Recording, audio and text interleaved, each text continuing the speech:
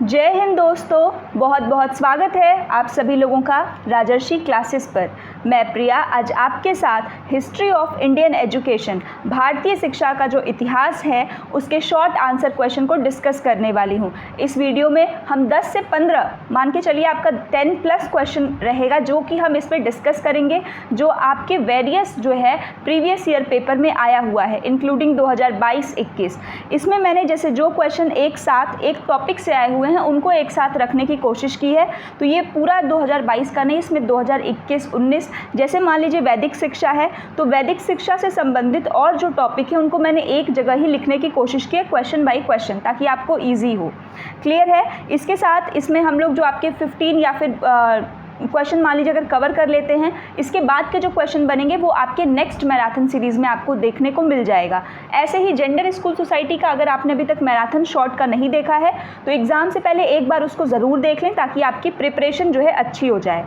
इसके साथ आज हम लोग इसको कवर करेंगे। सेशन इसमें लिखा हिंदी है, बहुत सारे ऐसे लर्नर्स हैं जो जिनको इंग्लिश में कंटेंट चाहिए, तो देखिए एट अ रैंडम हम इसको चेंज नहीं कर सकते क्योंकि जो बच्चे देख रहे होते हैं उनकी भी रिदम जो है वो नहीं हो पाएगी, फिर वो चीज़ बहुत ज़्यादा ख़राब होने लगेगी। तो यहाँ पर ये जितनी भी चीज़ें हैं इसका जो मतलब है वो मैं आपको इंग्लिश में भी बताऊँगी और हिंदी में भी। तो सेशन बाइलिंगुअल रहेगा, तो जो भी इंग्लिश मीडियम के बच्चे हैं अगर वो देखते हैं तो उन्हें समझ में आएगा, ऐसा नहीं है कि समझ में नहीं आएगा। क्लियर है। और नेक्स्ट टाइम मैं पूरी कोशिश करूँगी अगली बार से कि मैं कंटेंट को इंग्लिश में भी लेकर के आऊँ। क्लियर है। तो चलिए वीडियो की शुरुआत करते हैं। बहुत ही ध्यान से कॉन्सेप्ट बनाने के ऊपर फोकस करिएगा, मैं पूरी चीज़ों को आपको ध्यान से समझाऊंगी। इसलिए कॉन्सेप्ट आपको बनाना है इस पेपर में क्योंकि जैसे वैदिक काल है तो शॉर्ट में तो पूछा है, साथ में लॉन्ग में भी पूछा है। तो अगर इन केस लॉन्ग में आप उसके किसी और पार्ट को कवर किए हैं, वैदिक आपने लॉन्ग के लिए नहीं पढ़ा है, तो शॉर्ट में जब आप 2 से 3 क्वेश्चन शॉर्ट में अगर मिल रहा है तो उन सबको अपने दिमाग में एक कॉन्सेप्ट की तरह आपको जनरेट करना है, और ताकि इन केस एग्ज़ाम में अगर न आए, कुछ भी ना हो, तो आप इस शॉर्ट के माध्यम से लॉन्ग को फॉर्म कर सकें। ठीक, तो इसी काबिलियत को आपको अपने अंदर भी जनरेट करना है कि आप खुद से आंसर को ड्रॉ कर सकें। तो चलिए वीडियो की करते हैं शुरुआत, लेकिन उसके पहले अगर आपने अभी तक चैनल को सब्सक्राइब नहीं किया है तो सब्सक्राइब कर लीजिए और इसके साथ ही वीडियो को लाइक कर दीजिए और अपने दोस्तों से इसको साझा भी करिए। तो सबसे पहला जो आपका प्रश्न है वो आता है, वैदिक काल में शिक्षा के क्या उद्देश्य हैं। तो वैदिक काल में शिक्षा के क्या उद्देश्य हैं, मतलब कि what are the objectives, what are the aims of education in Vedic period. वैदिक पीरियड हम किसको कहते हैं तो पहले वो समझिए। भारत में प्राचीन शिक्षा का प्रारंभ जो माना जाता है वो ऋग्वेद के रचना काल से माना जाता है। वैदिक काल नाम ही क्यों पड़ा, क्योंकि इसमें वेदों की रचना की गई थी। वेद जो हम मानते हैं कि सबसे पुराना वेद आपका कौन सा है, ऋग्वेद, सामवेद, यजुर्वेद और फिर आपका अथर्ववेद। क्लियर है। तो ये जो आपके 4 वेद हैं, इन चारों वेदों की रचना होती है, इसीलिए इसको वैदिक काल कहते हैं। इस वैदिक काल में भी कुछ बेसिक जानकारी जो आपको पता होनी चाहिए कि यहाँ पर एक आपका होता है प्री वैदिक पीरियड, मतलब पूर्व वैदिक काल। क्या होता है, पूर्व वैदिक काल, प्री वैदिक पीरियड, और एक आपका होता है पोस्ट वैदिक पीरियड जिसको हम कहते हैं उत्तर वैदिक काल। क्लियर है। अब इसमें भी आप देखेंगे शॉर्ट में ही आपको 2 से 3 क्वेश्चन देखने को मिलेगा कि वैदिक काल में स्त्रियों की शिक्षा कैसी थी, पवज्जा आपका तो इस प्रकार से भी आपको प्रश्न पूछे जाते हैं। तो जब भी आप अपने उत्तर का जो है फॉर्मेशन करेंगे तो हमेशा याद रखिएगा कि उत्तर में प्रश्न में आपसे क्या पूछा है। जैसे इस प्रश्न में आप देखेंगे तो सिर्फ वैदिक काल लिखा है, तो जब भी आप शिक्षा के उद्देश्य लिखेंगे तो इस प्रश्न को करने के 2 तरीके हैं। एक तो जैसे मैंने किया है कि आप डायरेक्टली जो है इसमें लिख देंगे कि भाई वैदिक काल है तो शिक्षा के क्या क्या उद्देश्य हैं। एक तरीका कि आप वैदिक काल को यहाँ पर डिवाइड कर दें, मतलब कि आप सबसे पहले बता दें कि वैदिक काल की शुरुआत जो है ऋग्वेद की काल से मानी जाती है, और इसके साथ ही यहाँ पर इसको 2 भागों में हम जो है क्या करते हैं, विभाजित करते हैं, एक पूर्व वैदिक, एक उत्तर वैदिक। अब आप पूर्व के अलग से शिक्षा के उद्देश्य लिख सकते हैं और जो आप उत्तर वैदिक लिख रहे हैं उसके शिक्षा के उद्देश्य अलग लिख सकते हैं। क्लियर है। अभी मैं दोनों में अंतर भी बता दूंगी। अब उद्देश्य को देखते हैं। शारीरिक और बौद्धिक विकास, तो ये जो आपका पॉइंट होगा ये दोनों में होगा कि शारीरिक और बौद्धिक विकास, चाहे पूर्व की बात करें चाहे उत्तर की बात करें। चरित्र का विकास, जो चरित्र का विकास है इसको हमारे भारतीय संस्कृति में सबसे महत्वपूर्ण स्थान दिया गया है। स्वामी विवेकानंद जी भी चरित्र निर्माण को सबसे ज़्यादा महत्व देते थे। व्यक्तित्व के विकास में सहायक जो आपका शिक्षा था वो कैसी होनी चाहिए, जो व्यक्ति के व्यक्तित्व को निखारे, उसका सर्वांगीण विकास करे। पवित्रता की भावना का विकास, पूर्व वैदिक में ये पवित्रता अधिक थी, उत्तर में थोड़ा कम हो गई। ज्ञान और अनुभव पर अधिक बल, आपको पता है उस समय लिखने वाला नहीं था कि आपको रिटन में जैसे अभी नोट्स मिल जाते हैं, ये चीज़ उस समय नहीं थी। तो उस समय जो ज्ञान था वो और जो अनुभव था, अनुभव मतलब लर्निंग बाय डूइंग पर अधिक बल दिया जाता था, क्योंकि बच्चे को ही अपने से करना पड़ता था। और आपको पता है उस समय कौन सी प्रणाली थी, गुरुकुल प्रणाली थी। तो शिक्षा के उद्देश्य उसी के अनुसार थे। इसके साथ शिक्षा के जो पाठ्यक्रम थे वो आपको पता होना चाहिए, दो थे, परा और अपरा। इन दोनों के अंतर्गत एक तो आध्यात्मिक ज्ञान दिया जाता था और दूसरा भौतिकवादी ज्ञान। तो ये दोनों के अनुसार शिक्षा का उद्देश्य क्या होगा कि एक तो आध्यात्मिकता, मतलब जो मेन है वो क्या है, मोक्ष की प्राप्ति, और ये पूर्व में ज़्यादा है, ठीक है, पोस्ट में थोड़ा कम हो जाता है। और लेकिन जो भौतिकतावादी है ये बाद उत्तर वैदिक में इसको जो है ये इसकी डिमांड बढ़ जाती है, ठीक है, जो अपरा है आपका। तो ज्ञान और अनुभव पर अधिक बल, संस्कृति का संरक्षण करना और उसको एक पीढ़ी से दूसरी पीढ़ी में हस्तांतरित करने का उद्देश्य शिक्षा का होता है। मोक्ष की प्राप्ति, मोक्ष प्राप्ति बहुत ही इम्पॉर्टेंट पार्ट होता है हमारे इंडियन कल्चर का। आप देखेंगे पहले के ही टाइम से, जैसे वैदिक की हम बात कर रहे हैं, तो जो आपका 4 पुरुषार्थ थे उसमें भी था धर्म, अर्थ, काम और मोक्ष, मतलब अंत उद्देश्य क्या है, मोक्ष की प्राप्ति। धर्म और आध्यात्मिकता पर बल, हमारी जो एजुकेशन सिस्टम थी वैदिक टाइम से ही वो पूरी की पूरी सेंटर्ड किसके ऊपर थी, धर्म के ऊपर थी। किसके ऊपर थी, धर्म के ऊपर ही ये जो है बनी हुई थी, उसी के विचारों को। अब उसके अंतर्गत चाहे ऋग्वेद पढ़ना हो, चाहे आपका पुराण हो, आर्यडक ग्रंथ हो, जिस प्रकार की भी चीज़ें हम पढ़ते थे इसके अंतर्गत ही पढ़ाई करते थे। तो शिक्षा के उद्देश्य आप वैसे भी लिख सकते हैं या तो ऐसे भी, दोनों में कॉमन पॉइंट्स है, तो इजी है कि आप ऐसे भी लिख देंगे तो कोई दिक्कत नहीं है। लेकिन हाँ, स्टार्टिंग में यहाँ पे डिवाइड करके आप दिखा दीजिए कि वैदिक काल के 2 भाग होते हैं, और साथ में इसके पाठ्यक्रम को भी यहाँ पर आप बता सकते हैं कि 2 प्रकार का पाठ्यक्रम चलता था, परा और अपरा। क्लियर है? तो इस पाठ्यक्रम के अनुसार ही शिक्षा का उद्देश्य होता था। तो आप सोचिए कि उस समय शिक्षा के उद्देश्य क्या होगा, मोक्ष की प्राप्ति, व्यक्तित्व का विकास करना, व्यक्ति को ज़्यादा पवित्रता पर ध्यान देना, उसके अनुभव पर ध्यान देना, यही सब यहाँ पर आपके पॉइंट्स हो जाएंगे। नेक्स्ट है वैदिक कालीन में स्त्री शिक्षा की विशेषताएं। What are the characteristics of women education during the Vedic age. अब स्त्री शिक्षा की बात कर रहा है, तो जब भी हम बात करेंगे स्त्री शिक्षा की तो यहाँ हम बताएंगे, बहुत सारी किताबों में ऐसा भी देखने को मिलता है कि भाई स्त्रियों को कोई महत्व नहीं था, लेकिन ये गलत बात है। ये भी मैं एक किताब से ही लिखी हूँ, लेकिन मुझे मैक्सिमम जगह जो सोर्सेज अवेलेबल हुए हैं, यहाँ आप बताएंगे कि स्त्री शिक्षा इस प्रश्न में भी कहीं नहीं लिखा है, उत्तर में पूछा है कि पूर्व में पूछा है, तो यहाँ आप उसको बताएंगे, पहले बेसिक बताएंगे। जैसे वैदिक युग में महिलाओं को पुरुषों के साथ पूर्ण दर्जा दिया जाता था। तो ये जो बात है ये पूर्व वैदिक की है। जो पूर्व वैदिक काल था उस समय महिलाओं को हर वो मतलब चीज़ें प्राप्त थी जो एक पुरुष को प्राप्त थी।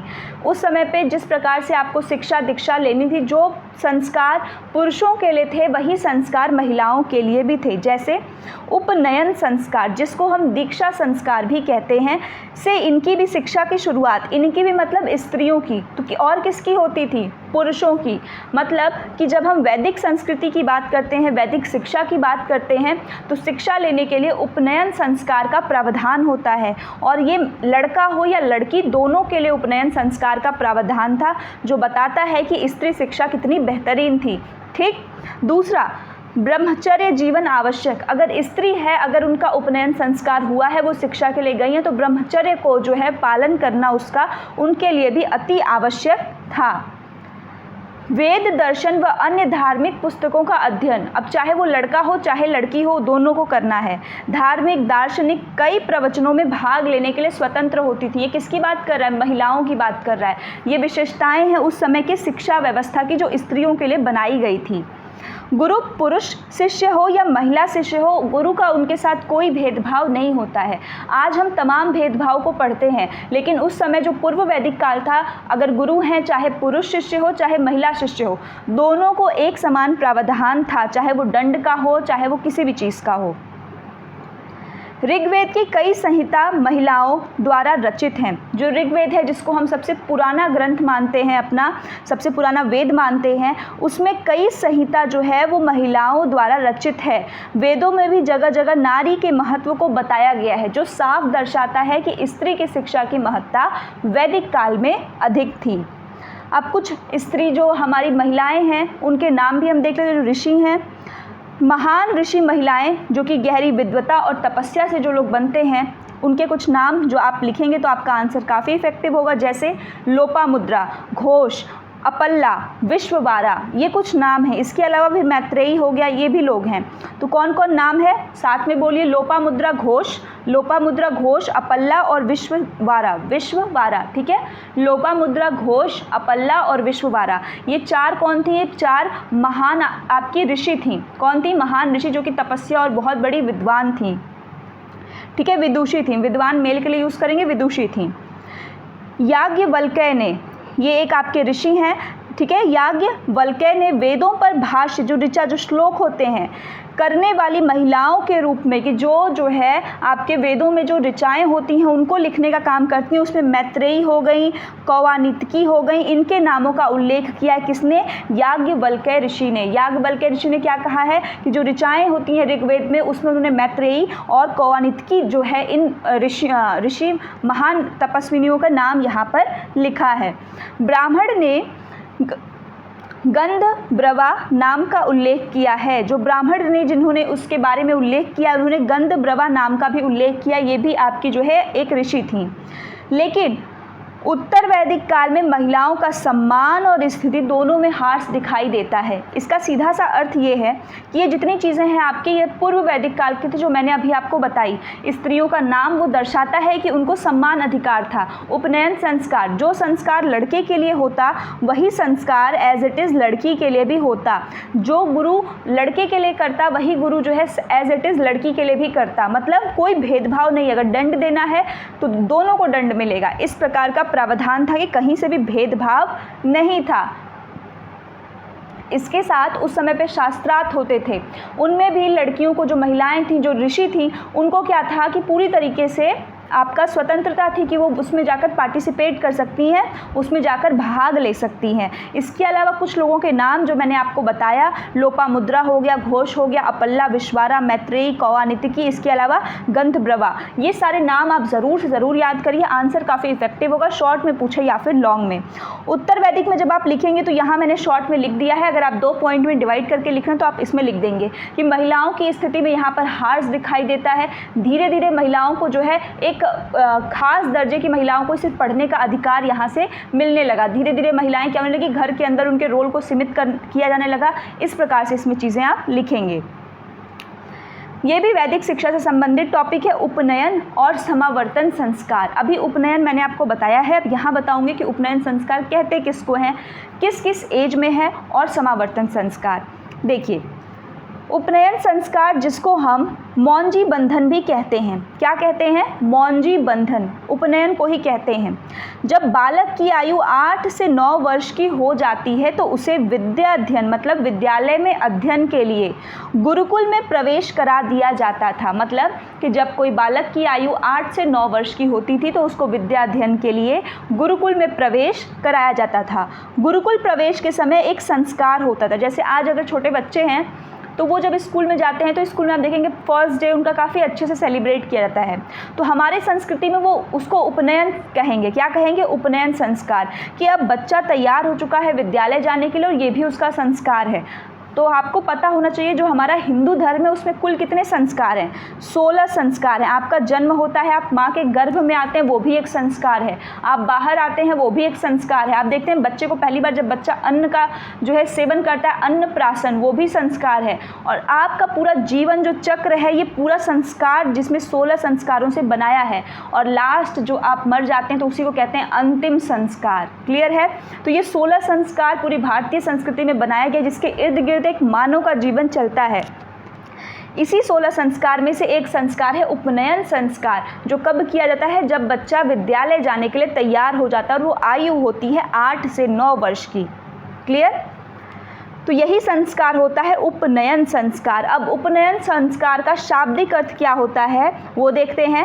तो उपनयन का शाब्दिक अर्थ होता है पास ले जाना। तो किसके पास लेकर जाएंगे आप? गुरु के पास। छात्र को गुरु के पास ले जाना ही उपनयन का शाब्दिक अर्थ है।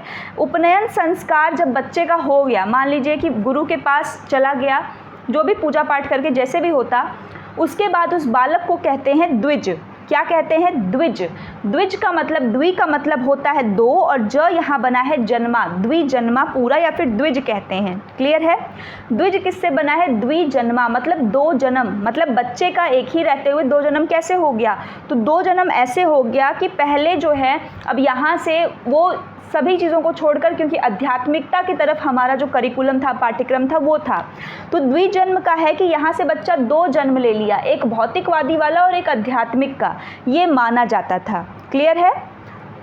तो उपनयन संस्कार के बाद बालक को द्विज कहते हैं। द्विज का शाब्दिक अर्थ होता है द्विजन्मा, और इसमें भौतिक और आध्यात्मिक 2 जन्म माने जाते हैं।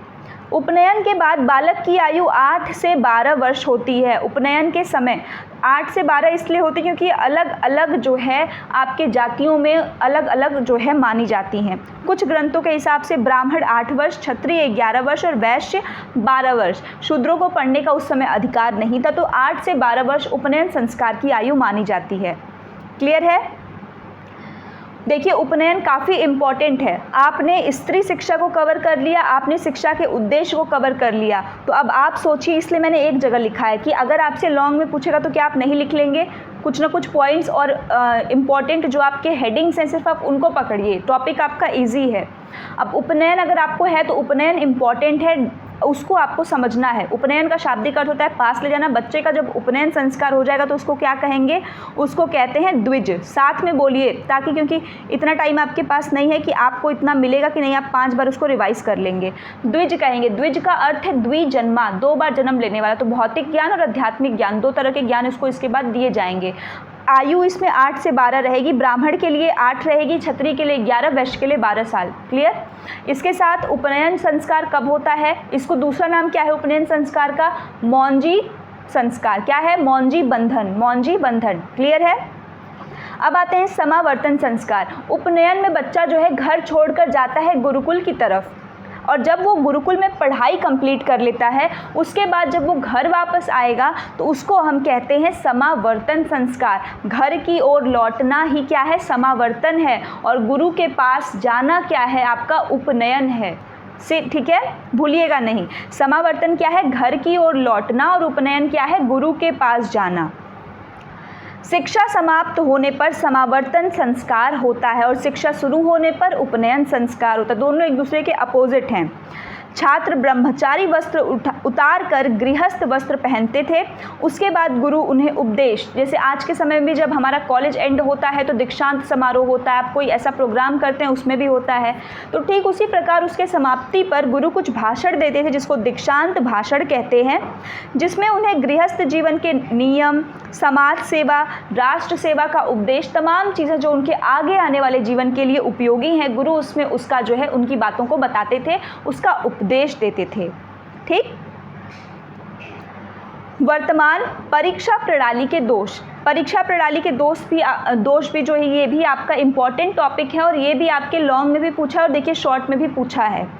परीक्षाएं संपूर्ण शिक्षण और सीखने की प्रक्रियाओं का मूल्यांकन या मूल्यांकन करने का साधन है। हम एग्जामिनेशन क्यों लेते हैं? इसीलिए तो लेते हैं ताकि जितना पढ़ा है वो समझ में आना चाहिए ना, कि कितना हमको समझ में आया है, कितना हम समझ पा रहे हैं, कहाँ पे गैपिंग है। तो ये एक प्रक्रिया होती है परीक्षा, जिसको हम क्या मानेंगे? एक इवैल्यूएशन सिस्टम मानते हैं। क्या मानते हैं? Examination is not rather none other than the evaluation system. Evaluation क्या है? जिससे हम मेज़र करते हैं। ठीक है, इवैल्यूएशन से क्या मेज़र करते हैं कि बच्चे ने क्या चीज़ सीखा, कितना सीखा, किस मात्रा में सीखा, यही तो इवैल्यूएशन है। जो आपके शैक्षिक उद्देश्य हैं उस शैक्षिक उद्देश्य का किस स्तर तक, किस हद तक उसको जो है पूरा किया गया है, यही आपका मूल्यांकन होता है। ठीक है, evaluation is the extent to which an educational objectives are achieved by the pupil. ये आपका इवैल्यूएशन का डेफिनेशन है।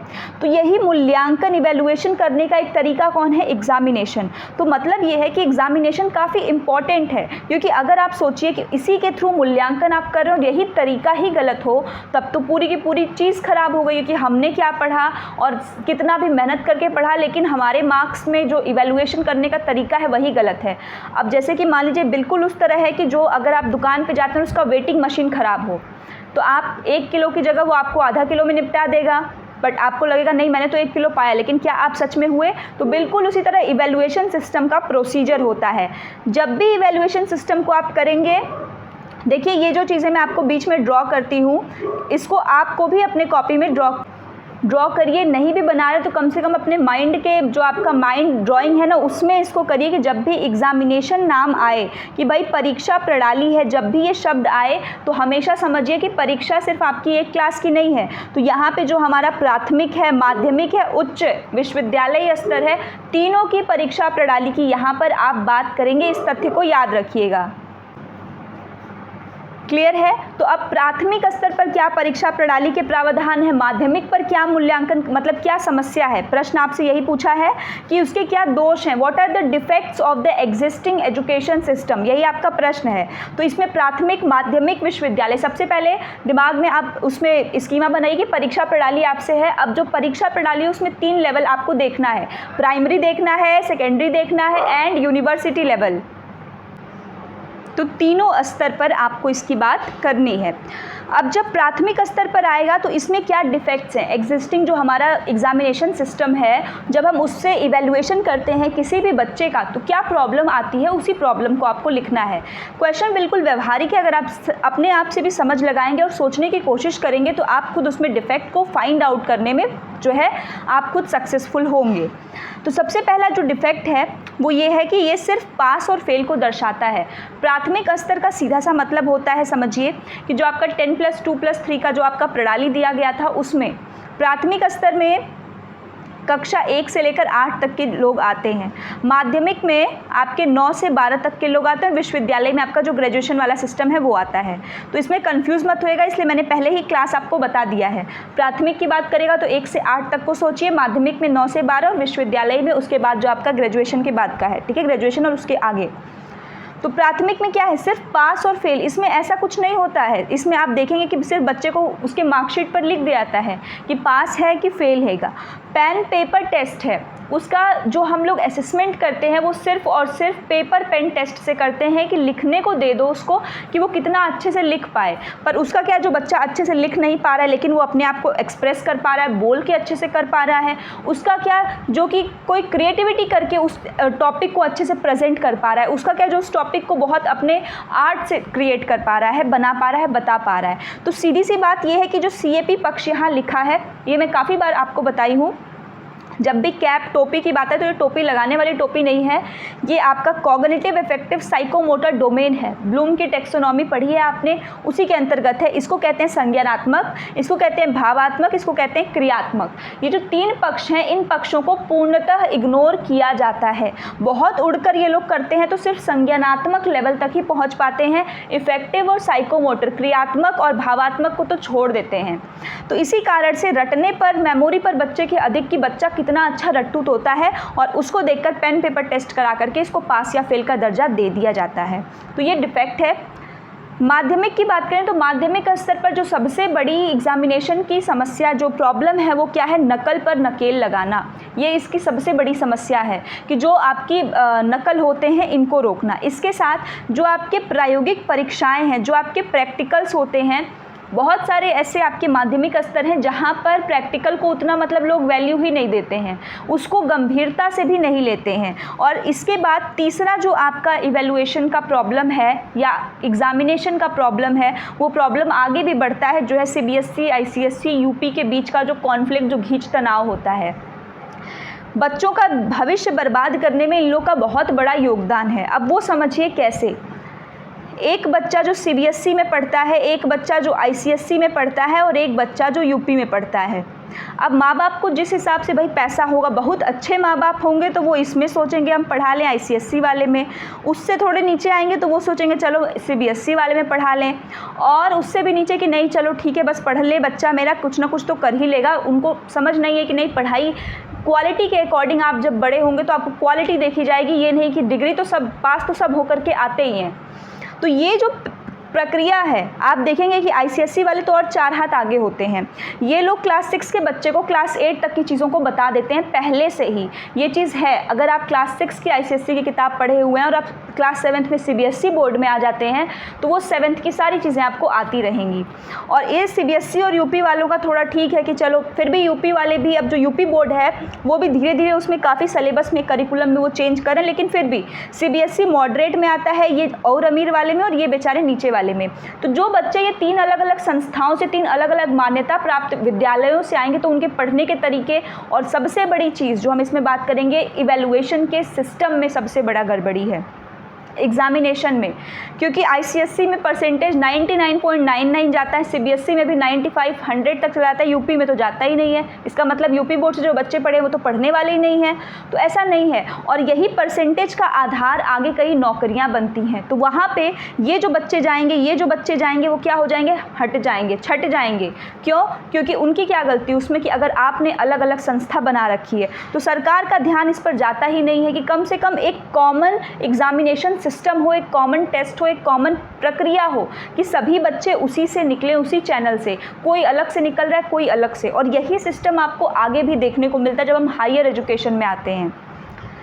इसके साथ विश्वविद्यालय स्तर की बात करें तो यहाँ पर जो सबसे बड़ी समस्या है जो आपके एग्जामिनेशन से प्रॉब्लम है वो है संसाधन का आवंटन, रिसोर्सेज का अलॉटमेंट करना। ये सबसे बड़ी प्रॉब्लम है at the university level, at the college level. प्रशासनिक चुनौतियाँ इनके पास बहुत ज़्यादा है, ढांचागत चुनौतियाँ, इंफ्रास्ट्रक्चरल प्रॉब्लम है। इसके अलावा जो पेपर होते हैं वो पेपर में कॉन्फिडेंशियलिटी की कमी होती है, गोपनीयता की कमी होती है। उसमें पेपर आ रहा है, लीक हो जा रहा है, कैसे लीक हो जा रहा है पता नहीं चल रहा है। तो कोई ऐसा डिपार्टमेंट अलग से नहीं बना है इस विश्वविद्यालय स्तर में जो इसकी जांच करे, या जो डिपार्टमेंट पूरा एग्जामिनेशन सिस्टम को ओवरहॉल करे कि हाँ एग्जामिनेशन सिस्टम हमारे स्कूल का सही से चल रहा है या फिर नहीं चल रहा है। तो ये 3 तो आपके पॉइंट में रहेंगे। इसके बाद कुछ एक्स्ट्रा में भी आप नीचे मैं आपको बता रही हूँ, इसको भी आप लिखें। कुछ घंटों में बच्चों का आकलन, ये भी बहुत बड़ी समस्या है कि आप 2 घंटे, 3 घंटे, 1.5 घंटे से बच्चे की साल भर की पढ़ाई को आप जज कर रहे हैं। तो ये प्रॉपर सही आकलन कभी हो नहीं सकता। कैसा ये आकलन कैसा बता रहा है? ये आकलन आपको समेटिव असेसमेंट की खुशबू दे रहा है। तो समेटिव असेसमेंट कभी भी सही नहीं माना जाता है। किसको माना जाता है? फॉर्मेटिव असेसमेंट को। फॉर्मेटिव क्या कहता है? फॉर्मेटिव कहता है कि बच्चे का आकलन हमको बीच बीच में करना है। बीच बीच में से 2 चैप्टर पढ़ा लिए, 2 का कर ले, 2 का पढ़ा ले, 2 का कर लिया, फिर चारों का मिला करके एक टेस्ट कर लिया। ये असेसमेंट सही है रेदर देन कि साल भर में 1 दिन ले। सभी के लिए एक जैसा आकलन हो, जो मैंने आपको बताया इतनी देर से जो समझाया CBSE ICSE, ये सबसे बड़ी प्रॉब्लम है। अगर ये दूर हो जाए तो फिर हमें एक काफ़ी अच्छा जो है चेन देखने को मिलेगा। रटने पर जोर, रटने पर क्यों जोर है? क्योंकि सबको लिख करके ही नंबर लाने हैं। अब आपके पास हाथी, घोड़ा, बैल सब है और आप सबको पेड़ पे चढ़ाएंगे तो सब तो नहीं चढ़ पाएंगे ना भाई। जिसके पास वो काबिलियत, जिसको प्रकृति ने उस हिसाब का बनाया है वो तो कर लेगा, हाथी थोड़े चढ़ पाएगा। तो इसका मतलब है कि हाथी के पास काबिलियत नहीं है? तो जी नहीं, हाथी के पास भी काबिलियत है, उसके क्षेत्र में है, और उसी क्षेत्र को पहचान हमारे देश में अधिकतर युवा नहीं पाते कि उनका स्किल किस क्षेत्र में है।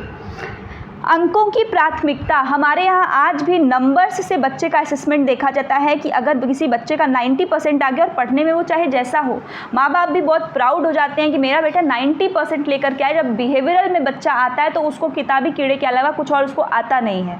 तो अंकों की प्राथमिकता यहाँ देखी जाती है रेदर देन कि आपका व्यवहार में आपकी कितनी स्मार्टनेस है। शिक्षा का गलत उद्देश्य, और इन सब को पूरा मिला जुला के आप देखेंगे तो आज के समय में शिक्षा का उद्देश्य ही गलत हो चुका है कि आपको सिर्फ नंबर लेकर के आना है, क्योंकि सब तो नंबर को ही देखते हैं और आप भी उसी नंबर की रेस में सब पेड़ पे चढ़ने की कोशिश में लगे हुए हैं। ठीक, तो ये था आपका परीक्षा प्रणाली के दोष। लॉन्ग में भी पूछा है, इतना लेक्चर देने के पीछे यही रीज़न था कि अच्छे से कॉन्सेप्ट बने, ताकि अगर लॉन्ग में भी आए तो नहीं कुछ लिख पा रहे हैं तो कम से कम लिख लें आप अच्छे से।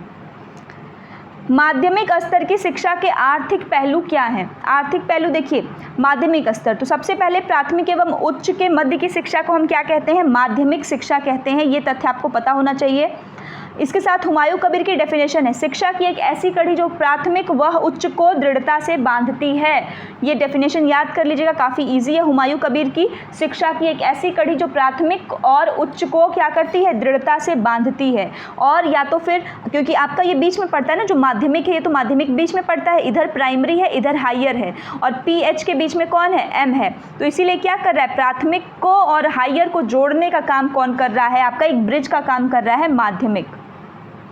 माध्यमिक शिक्षा की सबसे पहले बात कब कही गई थी? तो इसकी जो नींव रखी गई थी वो माना जाता है कि वुड के घोषणा पत्र 1854, जिसको हम वुड डिस्पैच कहते हैं, 1854 में रखी गई थी। लेकिन इसके पहले भी एक बार बात हुई थी इसके, जब हम कहते हैं कि माध्यमिक शिक्षा आधारशिला जो है इसके बाद से रखी गई थी।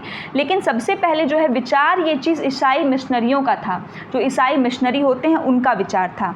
अब आर्थिक पहलू की बात करें तो माध्यमिक शिक्षा, देखिए आर्थिक का जब भी शब्द आए तो हमेशा मुद्रा से होता है, मनी से। तो आर्थिक पहलू का मतलब है कि माध्यमिक शिक्षा में किस प्रकार का, क्योंकि व्यवसायीकरण भी है भाई, उसको भी आप देखेंगे, तो किस प्रकार से माध्यमिक शिक्षा आज आर्थिक पहलुओं के कारण कमज़ोर बना है या फिर मजबूत बना है। तो आपको पता होना चाहिए कि अगर आर्थिक रूप से देखें तो माध्यमिक शिक्षा में समस्याएं उत्पन्न हुई हैं, क्योंकि वहाँ पे अर्थ की कमी है, पैसे की कमी है, आवंटन नहीं हो पा रहा है। क्यों? तो इसकी अनेक समस्याएं क्या है? सबसे पहले देखिए, प्रयोगशाला नहीं है। आज भी कई विद्यालयों में माध्यमिक शिक्षा में प्रयोगशाला नहीं है। क्यों नहीं है? आर्थिक पहलू है, क्योंकि पैसे नहीं मिले हैं। गुणवत्ता की कमी है। क्यों नहीं है? क्योंकि वहाँ पर भी जो है क्वालिटी एजुकेशन के लिए अच्छे अच्छे टीचर्स नहीं है, संसाधन नहीं है। शैक्षिक उपकरण, टेक्नोलॉजी की बात हम करते हैं लेकिन शैक्षिक उपकरण मिल नहीं पाता है, क्योंकि शैक्षिक उपकरण जो है वो आते हैं महंगे और सरकार उसके लिए न देती है, न राज्य सरकार कोशिश करती है, क्योंकि वो महंगे भी आप एक स्कूल में लगा देंगे लेकिन बाकी में नहीं हो पाएगा। अनुपयुक्त पाठ्यक्रम, इसके साथ ऐसा सिलेबस, ऐसा पाठ्यक्रम पढ़ाया जाता है जो आज के समय के हिसाब से उतना रेलेवेंट नहीं है। योग्य शिक्षकों की भी यहाँ पर कमी है, जो कि माध्यमिक शिक्षा की अनेक समस्याओं में से एक है, जो आर्थिक पहलू के कारण निकला हुआ है। अब शिक्षा पर GDP का कम से कम 6% धनराशि, इसकी बात किसने की है? मैंने आपको पहले भी बताया है। इसकी बात किया है कोठारी आयोग ने। कोठारी आयोग से भी प्रश्न आया हुआ है लॉन्ग में, वो वीडियो पड़ी हुई है चैनल पर, आप इसी प्लेलिस्ट से देख सकते हैं, जो आपका history of Indian education playlist है। 6% धनराशि की बात कही थी कोठारी आयोग ने कि GDP का कम से कम 6% हो, लेकिन वर्तमान में 3 से 3.5% ही हो पाता है। उसमें भी उन्होंने कहा था सामान्य शिक्षा पर शिक्षा बजट का जो है आपका 2/3 और हायर पर 1/3 जो है खर्च होना चाहिए। तो ये समस्याएं क्यों खड़ी हो रही हैं? क्योंकि पैसे की वजह से। क्यों 6% बोला गया है लेकिन 3 से 3.5 ही कर रहे हैं हम शिक्षा में? क्योंकि वहाँ पर बात आ जाती है फिर उसी मुद्रे की जो आर्थिक पहलू को दर्शा रही है। ठीक, और इसके भी पीछे बात यह है कि जो अशासकीय माध्यमिक विद्यालय हैं उसकी संख्या बहुत अधिक है, मतलब जो सरकार द्वारा नहीं चलाए जाते हैं बल्कि प्राइवेट जो हैं, तो प्राइवेट वाले अपने मन से चलाते हैं कि उनको ठीक है, उनको जो चीज़ सही लगता है, और वहाँ पे जो है खर्च इतना ज़्यादा या फीस इतनी ज़्यादा होती है कि हर पेरेंट्स उस तक एफोर्ड कर पाए, वो पॉसिबल नहीं है। आर्थिक समस्याओं के कारण क्या हैं? अब ये जो आर्थिक समस्याएं उत्पन्न हुई हैं माध्यमिक शिक्षा के आर्थिक पहलू से, उनके पीछे का रीज़न क्या है? राज्य सरकार के पास आय के सीमित साधन हैं, कि राज्य सरकार, क्योंकि आपको पता है कि शिक्षा जो है समवर्ती सूची में है, तो समवर्ती सूची में तो राज्य और केंद्र दोनों करता है, लेकिन केंद्र की कम भागीदारी होगी, राज्य की ज़्यादा होगी। राज्य कुछ जो नियम ये सब लेकर के आता है, कार्यक्रम लेकर के आता है, उसमें केंद्र भले उसका सहयोग कर देता है। तो राज्य सरकार के पास आय के सीमित साधन है, उसमें उसके पास इतना पैसा नहीं कि वो शिक्षा के इस क्षेत्र में बहुत पैसा व्यय करे। माध्यमिक शिक्षा का व्यवसायीकरण, ये भी एक बहुत बड़ा कारण है आर्थिक समस्या, क्योंकि व्यवसायीकरण, आप पाठ्यक्रम उस हिसाब का नहीं लाते हैं, कौशल भी उस प्रकार का नहीं हो पाता है। क्यों? क्योंकि पैसा नहीं है। व्यवसायीकरण मतलब क्या है कि शिक्षा में उन उपयुक्त कौशलों को विकसित करना, बच्चे के अंदर उसको प्रशिक्षित करना कि वो योग्य बन सके, कुछ कर सके। तो उसको करने के लिए भी तो प्रशिक्षित शिक्षक चाहिए, उसको भी करने के लिए कौशल सिखाने के लिए अलग से चाहिए, और ये सारी चीज़ें हैं। तो ये कैसे होगा? पैसे से होगा। शैक्षिक उपकरणों का महंगा होना, जो भी आपके जैसे कंप्यूटर अगर आप ले रहे हैं बच्चे के लिए, या फिर आप स्मार्ट बोर्ड ले रहे हैं, तो उसमें भी पैसा लगता है, तो ये पैसा नहीं हो पाता है। लोगों का उदासीन दृष्टिकोण, इसके पीछे ये भी कारण है कि लोग ठीक है एजुकेशन चल रहा है किसी भी तरह उसी से देखते हैं। उसके बाद भ्रष्टाचार, सरकार के पास या राज्य के पास आय का सीमित स्रोत है, लेकिन उसमें भी जो पैसा आता है वो भी बीच में करप्ट लोग खा जाते हैं और बच्चों का उसके साथ भविष्य भी बर्बाद कर देते हैं। शिक्षकों का बढ़ता वेतन, सरकार जो राज्य है, सरकार तो नहीं कहेंगे, राज्य सरकार जो है जितना उसके पास आता है जो वो देती है उसमें सबसे ज़्यादा जो उनका पैसा व्यय होता है वो बताते हैं वो उनका होता है किसके ऊपर, तो वो उनका होता है शिक्षकों को सैलरी देने में, क्योंकि शिक्षकों की जो सैलरी है दिन प्रतिदिन क्या होती है गवर्नमेंट उसके अकॉर्डिंग वो बढ़ती है, तो उनकी सैलरी बढ़ती है तो बस उसके बाद रिसोर्सेज नहीं बढ़ते ना बच्चों का वो होता है, तो इससे जो भी प्रॉब्लम होती है। ठीक है, तो बढ़ता वेतन भी क्या है, ये भी कारण है आपका आर्थिक पहलू जो माध्यमिक शिक्षा के लिए समस्या का कारण बना हुआ है।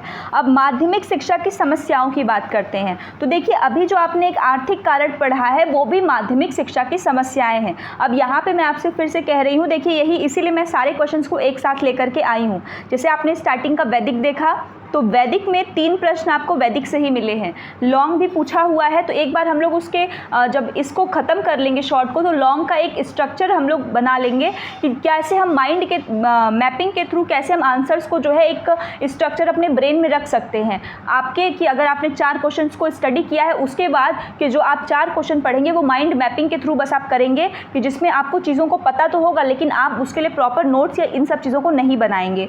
इसके साथ ये जो माध्यमिक शिक्षा आप देख रहे हैं ये भी लॉन्ग में आपका पूछा गया है कि माध्यमिक शिक्षा में भाई उसका स्ट्रक्चर कैसा है, ये आपसे क्वेश्चन में पूछा गया है, तो ये आप ध्यान से समझेंगे। अभी जो आपने आर्थिक पहलू देखा है ये भी माध्यमिक शिक्षा की समस्या है।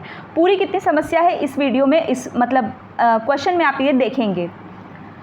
विभिन्न आयोगों एवं समितियों के सुझावों तथा संस्तुतियों के क्रियान्वयन के उपरांत भी इसके स्तर में कोई उन्नयन नहीं हो पाया है। आज भी माध्यमिक शिक्षा शिक्षा व्यवस्था की सबसे निर्बल कड़ी है, जो काफ़ी दुर्भाग्य की बात है हमारे देश के लिए भी कि आज आज़ादी को इतने साल हो चुके हैं, इतनी समितियां बनी हुई हैं, इतनी संस्तुतियां आई, इतने सुझाव दिए गए कि माध्यमिक शिक्षा ऐसी होनी चाहिए, व्यवसायीकरण हो, लेकिन आज भी हमारे शिक्षा व्यवस्था की अगर कोई सबसे कमज़ोर कड़ी है तो ये यही बीच वाली है जो हमारी जिसको हम कहते हैं माध्यमिक शिक्षा। इसके पीछे क्या कारण है? कारण देखिए सबसे पहला जो कारण है वो है सामान्य कारण। क्या है? सामान्य कारण या सामान्य समस्या। आपको अपने दिमाग में इसी प्रकार से फिट करना है। पहला है सामान्य समस्या। सामान्य समस्या में उद्देश्यहीन शिक्षा। आज की जो शिक्षा है वो मूल्यों के बिना है, बस किसी को रटना है, रट करके जा करके एग्ज़ाम में निकाल देना है और एग्ज़ाम में जा करके लिख करके 90% पा लेना है, वही सबका उद्देश्य है। और इसी तरीके से हम लोग चलते आ रहे हैं और अपने आप को बिल्कुल बेसलेस बनाए हैं। दोषपूर्ण प्रशासन, ये भी कारण है। अनुपयुक्त पाठ्यक्रम का होना, करिकुलम उस हिसाब का बना भी नहीं है। कई रिकमेंडेशंस आती हैं तो उसके हिसाब से लोग थोड़ा बहुत अमूलचूल परिवर्तन करते हैं, लेकिन वो परिवर्तन उतना सहायक सिद्ध नहीं हो पाया है। पहली समस्या हो गई। दूसरी समस्या है व्यवसायीकरण की समस्या, vocationalisation of secondary education. Short में पूछा भी हुआ है क्वेश्चन भी। व्यवसायीकरण क्यों एक समस्या है? ये तो अच्छी चीज़ होती है ना कि आप किसी को शिक्षित कर रहे हैं, उसके अंदर स्किल को डेवलप कर रहे हैं, तो ये समस्या इसलिए है क्योंकि हमारे पास उतने संसाधन नहीं है कि हम उस चीज़ को पूरा कर सकें।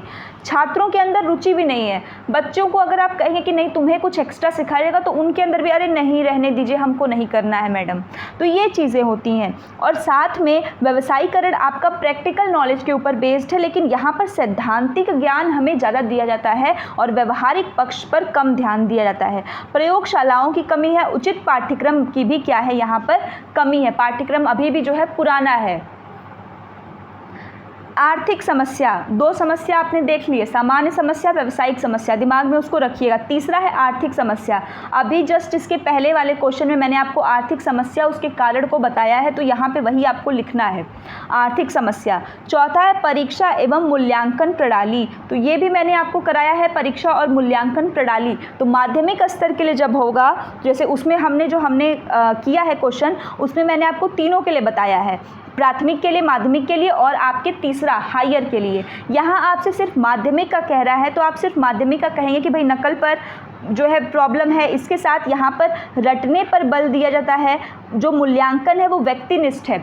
एक टीचर कॉपी चेक करेंगे आपकी तो आपको हो सकता है 90 मार्क्स मिल जाए, वहीं दूसरे टीचर करेंगे तो आपका 70 ही आ जाएगा। ऐसा क्यों होता है? तो ये व्यक्तिगत जो है बायसनेस के कारण होता है। सबकी अपनी अपनी सोच समझ उसमें सब लोग लगा करके कॉपी चेक करते हैं। CAB पक्ष कॉग्निटिव एफेक्टिव साइकोमोटर, संज्ञानात्मक ज्ञानात्मक भावात्मक संज्ञानात्मक को ही ज्ञानात्मक कहेंगे और भावात्मक क्रियात्मक, इन पक्षों का जो है अभाव होता है। हाँ, कॉग्निटिव पक्ष को बस हम देखें तो वो आपका आता है, लेकिन इफेक्टिव और साइकोमोटर बिल्कुल ही ब्लैंक रहता है। CBSE और ICSE का जो द्वंद्व चल रहा है कि मतलब उनकी अलग ग्रेडिंग सिस्टम रहेगा, उनके में अलग 100% पाएंगे, ठीक, तो ये प्रॉब्लम है। विश्वसनीयता और वैधता भी क्या है, इसकी भी मात्रा कम है माध्यमिक शिक्षक के मूल्यांकन और परीक्षा प्रणाली पर। क्लियर?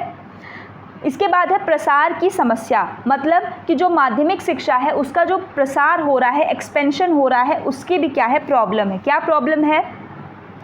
छात्रों की संख्या में तो वृद्धि हो रही है, लेकिन संसाधन उतने ही हैं और संसाधनों में भी क्या हो रही है, उनकी गुणवत्ता में कमी आ रही है। तो इसके कारण इसकी समस्या में रुकावट है। गुणवत्ता में कमी आ रही है, पढ़ने लिखने के शिक्षक उस हिसाब के नहीं आ पा रहे हैं, तब भी प्रसार में है। व्यावसायिक और तकनीकी ज्ञान जो है वो दिया जा रहा है, तो वो नहीं मिलने के कारण भी आपकी माध्यमिक शिक्षा का प्रसार नहीं है, शिक्षा का पाठ्यक्रम उपयुक्त नहीं है। प्रबंध और वित्तीय समस्या और अभिभावक निर्धन और अशिक्षित हैं, ये दोनों कारण है कि जो प्रसार की समस्या को दिखाते हैं। तो आपने 5 जो है समस्याओं को पढ़ लिया है। ये समस्याओं का बस नाम भी अगर आप याद रखेंगे तो आपका काम हो जाएगा और आपको बाकी एज इट इज़ याद हो जाएगा, क्योंकि अंदर के पॉइंट बिल्कुल व्यवहारिक है। थोड़ा सा सोच, जैसे मैं आपको समझा रही हूँ, तो आपको आ जाएगा। तो 5 आपने कौन कौन से किए हैं, अब उसके नाम को रिकॉल करिए। सबसे पहले आपने देखा, बहुत अच्छे, सामान्य कारण को या समस्या को। दूसरा आपने क्या देखा है, व्यवसायीकरण को। तीसरा आपने क्या देखा है, बताइए, आर्थिक कारण को।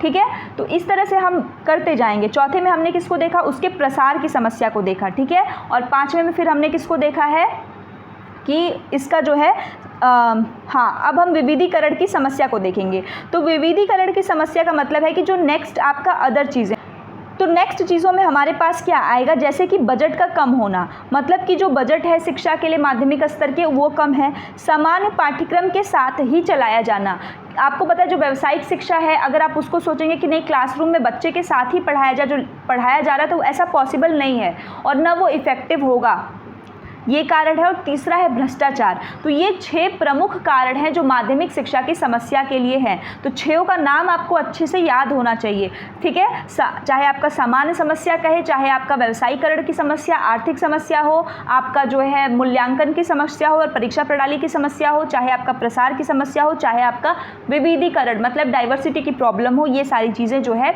माध्यमिक शिक्षा की प्रॉब्लम है। माध्यमिक को व्यवसाय माध्यमिक में जो आपने वोकेशनलाइजेशन पढ़ा है, ये आगे भी जब आपका आएगा क्वेश्चन वोकेशनलाइजेशन, उसका भी आपको उसमें भी ये हेल्प करेगा। व्यवसाय से जोड़ने का सर्वप्रथम सुझाव किसने दिया था कि भाई हमको एजुकेशन के अंदर व्यवसाय को लाना चाहिए, तो ये दिया था हंटर कमीशन ने। किसने दिया था?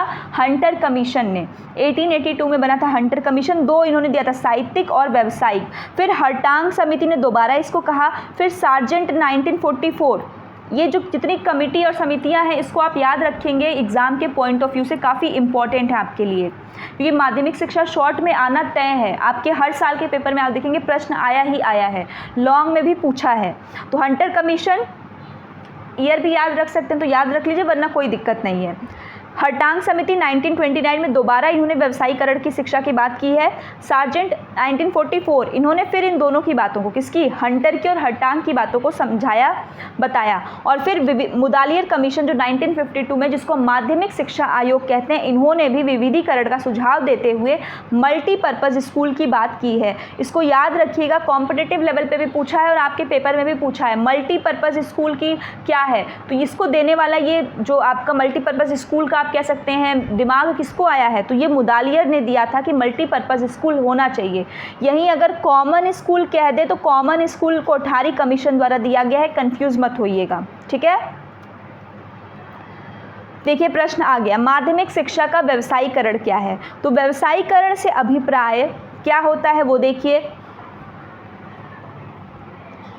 आर्थिक व सामाजिक जीवन के, क्या है आपका आर्थिक, जो आपका इकोनॉमिकल है और जो सोशल लाइफ है, सामाजिक जीवन के विभिन्न पक्षों से संबंधित व्यवसायों के लिए आवश्यक तकनीकों का ज्ञान होना और विभिन्न कौशलों को व्यवहारिक रूप में सीखना क्या है, आपका व्यवसायीकरण होता है। फिर से कहिए क्या होता है व्यवसायीकरण? कि व्यवसायीकरण का मतलब होता है कि आर्थिक और सामाजिक जीवन के विभिन्न पक्षों में जो आपके जीवन को जीने के लिए आवश्यक तकनीक और कौशल, तो तकनीकों का ज्ञान और कौशल का व्यवहारिक रूप में सीखना ही क्या कहलाता है? व्यवसायीकरण कहलाता है। वुड के घोषणा पत्र में व्यावसायिक शिक्षा पर बल देकर अलग से व्यावसायिक संस्थानों की स्थापना की घोषणा की गई थी। पहले विचार ईसाई मिशनरियों द्वारा दिया गया था, लेकिन पूरा कंप्लीट अगर हम कहें तो ये वुड के घोषणा पत्र से इसका आधिकारिक तौर पर पुष्टि कर दी गई कि नहीं, ऐसे जो है स्थापना की जाएगी संस्थानों की। तो देखिए सबसे पहले अभी मैंने पीछे भी बताया, अब यहाँ पे भी सर्वप्रथम हंटर ने दिया, हंटर कमीशन आपका 1882। फिर उसके बाद आपका आएगा नेक्स्ट, उसके बाद हर्टांग समिति आ गई, वो लोग सारे लाइन से आएंगे। उसके बाद आखिरी में सार्जेंट ने बताया माध्यमिक स्तर पर व्यावसायिक शिक्षा के सुझाव। इसके बाद अगर हम बात करें कि हमारे जो है भारत में कब आया था, तो भारत में भी इसके लिए जो है NEP 1968 और 1986 दोनों NEP में बात की गई थी। ठीक, इसके अलावा मुदालियर कमीशन ने जो है माध्यमिक शिक्षा में व्यवसायीकरण की बात की थी, इसको आपको याद रखना है। केंद्र सरकार ने 1988 में +2 स्तर पर माध्यमिक शिक्षा के व्यवसायीकरण की योजना बनाई थी। सरकार ने अपने लेवल से कब प्रयास किया, तो 1988 में, ये साल आपको याद रखना है। व्यवसायीकरण का सुझाव किसने दिया, तो देखिए यहाँ पर लिखा है सुझाव किसने दिया, माध्यमिक शिक्षा आयोग और कोठारी आयोग। बहुउद्देशीय स्कूलों का आयोग, मल्टीपर्पज़ स्कूल किसने कहा, मुदालियर ने। कॉमन स्कूल कोठारी ने। सरकार द्वारा संयुक्त व्यावसायिक शिक्षा परिषद का गठन किया गया है। किसका परिषद का गठन किया गया है, संयुक्त व्यावसायिक शिक्षा परिषद का यहाँ गठन किया गया है। अब देखिए समस्याएं क्या क्या हैं, बाधाएं क्या क्या हैं व्यवसायीकरण के रास्ते में। संसाधन का अभाव, रुचि, प्रशिक्षित शिक्षक, सैद्धांतिक पक्ष, ये मैंने फिर से बता दिया है। कितनी बार अब जो है आपको समझ में आ जाना चाहिए, बार बार एक ही चीज़ को रिपीट करने से कोई फ़ायदा नहीं। तो समाधान हमेशा देखिए एक बात याद रखिएगा, जैसे अगर कहीं आपको पूछते समस्या तो उसका समाधान आपको स्वतः ही दिमाग में होना चाहिए कि जब आप कंक्लूजन देंगे, चाहे शॉर्ट में चाहे लॉन्ग में, पॉजिटिविटी के साथ देंगे कि भाई इसका ये समस्या का समाधान होगा। इन केस अगर आप इनेबल हैं, मतलब अपने आप को नहीं समझ पा रहे हैं कि हम क्या समाधान दें, तो जो बाधाएँ हैं उन्हीं बाधाओं को पॉजिटिव में चेंज कर दीजिएगा, वही आपकी बाधाएँ समस्याओं का समाधान बन जाएंगी। जैसे अगर यहाँ दिया हुआ है कि संसाधन का अभाव है, तो आप इसको कैसे चेंज करेंगे पॉजिटिव में, उसको समाधान बनाएंगे, तो संसाधनों का उचित उपयोग करके या फिर उनका जो है सही से आवंटन करके। रुचि नहीं है बच्चों में, तो इस प्रकार से उसको करना कि छात्रों में रुचि पैदा हो, छात्रों के मतलब उसको उनके जो स्फेयर है उसके साथ जोड़ करके। प्रशिक्षित शिक्षक नहीं है तो शिक्षकों को भी ट्रेनिंग प्रॉपर तरीके से दे करके। तो ये तरीका होता है कि अगर एग्ज़ाम में आप फंसे हुए हैं तो समाधान स्वयं से आप बनाने में क्लियर हो। तो रोजगार के अवसर उपलब्ध कराएगा, आर्थिक सहायता, पाठ्यक्रम में सुधार, धनराशि का उचित उपयोग। विश्वविद्यालय शिक्षा आयोग की प्रमुख संस्तुतियाँ क्या क्या हैं। विश्वविद्यालय शिक्षा आयोग, सबसे पहले ईयर क्या है इसका, आज़ादी के बाद का पहला शिक्षा आयोग था ये। इसके चेयरमैन थे डॉक्टर सर्वपल्ली राधाकृष्णन जी, इसी कारण इसको राधाकृष्णन कमीशन भी कहते हैं। 1948 आज़ादी के तुरंत बाद इसकी स्थापना की गई थी। 48 में स्थापना हुई थी, 49 में इन्होंने अपनी रिपोर्ट को प्रस्तुत कर दिया था। इसका नाम इंग्लिश में कहें तो यूनिवर्सिटी एजुकेशन कमीशन और दूसरा है आपका राधाकृष्णन कमीशन। इसके साथ जो इनका रिपोर्ट था वो रिपोर्ट 15 चैप्टर और 747 पेजेस में दिया गया था। कितने पेजेस में दिया गया था, जो है आपके 747 पेजेस और 15 चैप्टर्स इसके अंदर थे।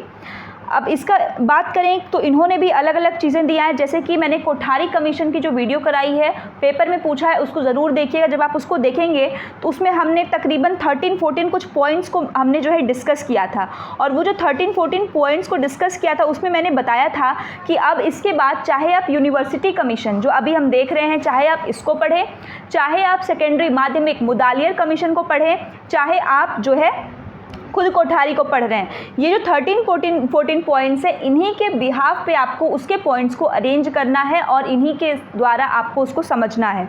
तो उसमें भी हमारा जो पहला पॉइंट था वो क्या था, वो हमारा पॉइंट था ऑब्जेक्टिव का। चूँकि विश्वविद्यालय शिक्षा आयोग था तो इसमें जो है ऑब्जेक्टिव क्लियर था कि विश्वविद्यालय स्तर पर जो है इसकी जाँच करना कि क्या असंतोष है, कहाँ कमी है।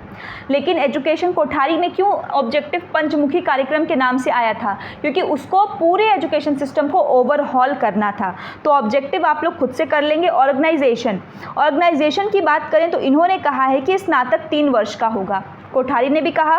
परास्नातक 2 का, कोठारी ने परास्नातक को 2 से 3 का बताया था। शोध 2 से 5 वर्ष का है, तो शोध में जो है 2 से 5 वर्ष। तो ये जो आपका ऑर्गेनाइजेशन है किस कोर्स के लिए क्या है, तो ये जो है दिया था किसने, यूनिवर्सिटी एजुकेशन कमीशन ने। इनके प्रमुख संस्तुतियाँ, रिकमेंडेशन आपको लिखना है।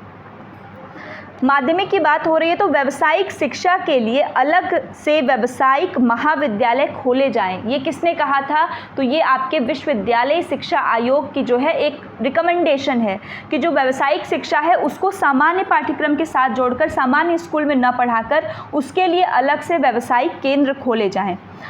अरेंजमेंट, इसकी अरेंजमेंट कैसे होगी, मतलब कि इसको हम कैसे मैनेज करेंगे, पैसा कहाँ से आएगा, तो इसके लिए अनुदान के लिए यूजीसी का गठन, किसका गठन किया गया, यूजीसी क्या है, यूनिवर्सिटी ग्रांट कमीशन। अब आप देखिए यूजीसी का गठन 1956 में हुआ था और यूजीसी का गठन 1956 में जो है आपका हुआ था और 1948 का आपका ये कमीशन है। ठीक। मीडियम की बात करें तो इनका कहना था कि बाकी सब चीज़ें तो ठीक है, आप लोकल में, प्रादेशिक में करिए, हिंदी में करिए, लेकिन अगर आप साइंस पढ़ा रहे हैं, टेक्नोलॉजी पढ़ा रहे हैं तो इसको आप इंग्लिश में रखिए। ठीक है। विश्वविद्यालय की बात करें तो इन्होंने कहा विश्वविद्यालय स्तर पर जो ग्रेस मार्किंग है उसको समाप्त किया जाना चाहिए। इम्पॉर्टेंट है क्योंकि विश्वविद्यालय स्तर की समिति और विश्वविद्यालय के बारे में क्या कहा ये रिकमेंडेशन में आपको ज़रूर लिखना चाहिए। ये देखिए मैंने बिल्कुल एज शॉर्ट, इससे ज़्यादा शॉर्ट और रिकमेंडेशन को आपको कहीं भी नहीं मिलेगा। तो विश्वविद्यालय में ग्रेस मार्क को समाप्त करना और लिखित और मौखिक दोनों में परीक्षाओं को कराना, ये भी इन्होंने कहा।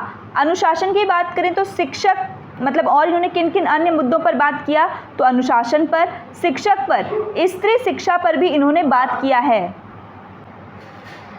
तो स्त्री शिक्षा के बारे में इन्होंने क्या कहा, तो देखिए स्त्री शिक्षा चूंकि आज़ादी के बाद का तुरंत का ये आपका जो है आयोग बना था, तो इन्होंने कहा कि स्त्री की शिक्षा जो है उसमें जो करिकुलम होना चाहिए वो थोड़ा अलग बताया। इन्होंने कहा था कि उसमें गृह विज्ञान, साज सज्जा, एक अच्छा मतलब गृहिणी कैसे बन सकते हैं, ये सारी चीज़ों के बारे में उन्होंने बताया कि स्त्रियों को इस प्रकार की एजुकेशन देना चाहिए। क्लियर। इसके अलावा प्रोफेशनल एजुकेशन की बात इन्होंने की कि प्रोफेशनल एजुकेशन होना चाहिए। ग्रामीण विश्वविद्यालयों की बात किया है किसने, यूनिवर्सिटी कमीशन ने। इस बात को आप याद रखेंगे कि ग्रामीण विश्वविद्यालयों की बात किस कमीशन ने किया है, तो ये आपका यूनिवर्सिटी कमीशन है। इसके साथ में इसके प्रभाव और इम्पैक्ट की बात करें तो इसके प्रभाव में सबसे पहला है कि यूजीसी का गठन होता है और दूसरा क्योंकि उन्होंने कहा है कि अनुदान के लिए यूजीसी का गठन किया जाए। इसके अलावा 1976 में 42nd कॉन्स्टिट्यूशनल अमेंडमेंट एक्ट, जो 42 संविधान संशोधन हुआ, उसके तहत जो शिक्षा था उसको समवर्ती सूची का जो है लिस्ट में वो डाल दिया गया। क्लियर। अब जो अगला प्रश्न आपसे पूछा है ये है महिला शिक्षा के महत्व के ऊपर। तो महिला शिक्षा का क्या महत्व है, मतलब महिलाओं की जो शिक्षा है वो क्यों ज़रूरी है। तो यहाँ पर एक जो है श्लोक लिखा गया है, जो श्लोक लिखा है मैंने, इसको आप भी यूज़ कर सकते हैं। नास्ति विद्या समम चक्षु नास्ति मातृ समोगुरु। इसका अर्थ होता है कि विद्या के समान कोई नेत्र नहीं होता है और माता के समान कोई गुरु नहीं है। तो जो ये दिखाता है कि स्त्री जो माता हैं उनका कितना महत्व है। तो आपका महत्व स्त्री शिक्षा या महिला शिक्षा कहे या बालिका शिक्षा, उसका महत्व क्यों है। सबसे पहले लिंग समानता के लिए, जो लिंग भेदभाव बढ़ा हुआ है उसकी समानता के लिए, समाज के समावेशी विकास के लिए, क्योंकि जब महिला और पुरुष जब दोनों पढ़े लिखे होंगे तभी एक समाज जो है वो प्रगति की राह में आगे सही से उसका विकास हो पाएगा। तो इसके लिए भी ज़रूरी है आर्थिक विकास। जब महिलाएं पढ़ी लिखी होंगी, अपने पैरों पे खड़ी होंगी तो कहीं ना कहीं देश को योगदान तो देंगी ही, उसके साथ साथ उनकी खुद की भी आर्थिक फाइनेंशियल डिपेंडेंसी उनकी होगी और इससे क्या होगा, समृद्धि जो है वो आएगी, सामाजिक विकास होगा, न्याय कन्या भ्रूण हत्या में कमी। धीरे धीरे लोगों के अंदर जब जागरूकता आएगी तो खुद ब खुद उनको समझ में आया कि जो लड़की है वो खुद से भी अपने पैसों को ला सकती है। मतलब अगर आप उसको अच्छी एजुकेशन दे रहे हैं, क्योंकि एजुकेशन को क्या मानते हैं हम, एक इन्वेस्टमेंट मानते हैं जो आपको कई बार करते हैं लेकिन फिर लाइफ टाइम आपको उससे प्रॉफिट मिलता है। जब ये चीज़ें आएंगी तो इससे जो आपका भ्रूण हत्या है उसमें भी कमी आएगी, साथ में गरीबी में भी कमी आएगी और जीडीपी में भी योगदान है। ये तमाम चीज़ें हैं जो महिला शिक्षा के महत्व को क्या कर देते हैं और बढ़ा देते हैं। इसके साथ महिलाओं का अपने व्यवसाय चुनने की जो आज़ादी है वो भी इसके तहत मिलती है। तो ये आपका प्रश्न काफ़ी आसान था कि इसको आप अपने से भी बहुत सारे पॉइंट्स को लिख सकते हैं, महिला शिक्षा का महत्व।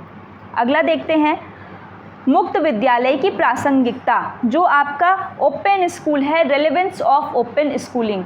तो देखिए रेलेवेंस का मतलब सीधा सा होता है कि पहले जब आपने उस सिस्टम को बनाया वो और आज के टाइम में वो सिस्टम दोनों आपस में कितने रिलेट हैं, कितना वो आज भी खड़ा उतर रहा है, वो आपकी रेलेवेंस होता है। मुक्त विश्वविद्यालय जिसे 1989 में बनाया गया था, मुक्त विद्यालय, और सबसे पहले जो मुक्त विद्यालय था वो लंदन में खोला गया था, जिसे पहले NOS नेशनल ओपन स्कूल कहते थे, अभी इसे हम NIOS के नाम से जानते हैं। National institute of open schooling 1989 में जो फॉर्म हुआ था इसे कहते हैं। पहले NOS कहा जाता था, अब ये NIOS है, national institute of open schooling. ये एक ऑटोनॉमस बॉडी है, स्वायत्त संस्था है, जिसका उद्देश्य शिक्षा के हर स्तर में वृद्धि कर सुधार करना है, मतलब उसको बढ़ाना भी और क्वालिटी भी उसकी मेंटेन रखनी है, और उन लोगों को शिक्षा के अवसर उपलब्ध कराना है जो किसी कारणवश नहीं ले पाए हैं। अब इसमें जो सबसे ज़्यादा आता है कि आपकी ओपन स्कूलिंग है, उसमें जो है नॉन फॉर्मल एजुकेशन का नाम काफ़ी प्रोमिनेंट है, जिसको हम निरौपचारिक शिक्षा कहते हैं। क्या कहते हैं? निरौपचारिक शिक्षा। मतलब मान लीजिए कि किसी कारणवश आपकी परीक्षा बीच में छूट गई, आप नहीं पढ़ पाए, तो इस NIOS के तहत जो ओपन स्कूलिंग है इसके तहत आप अपनी शिक्षा को कंप्लीट कर सकते हैं। ठीक है। 2.6 मिलियन छात्रों का माध्यमिक और उच्च माध्यमिक स्तर पर वर्तमान नामांकन के द्वारा यह विश्व का सबसे बड़ा जो है खुला स्कूल शिक्षा प्रणाली बन गया है। कौन? जो आपका NIOS है, ओपन स्कूलिंग। वर्ल्ड का सबसे ज़्यादा इसमें जो है एनरोलमेंट है। कितना एनरोलमेंट है करंट में?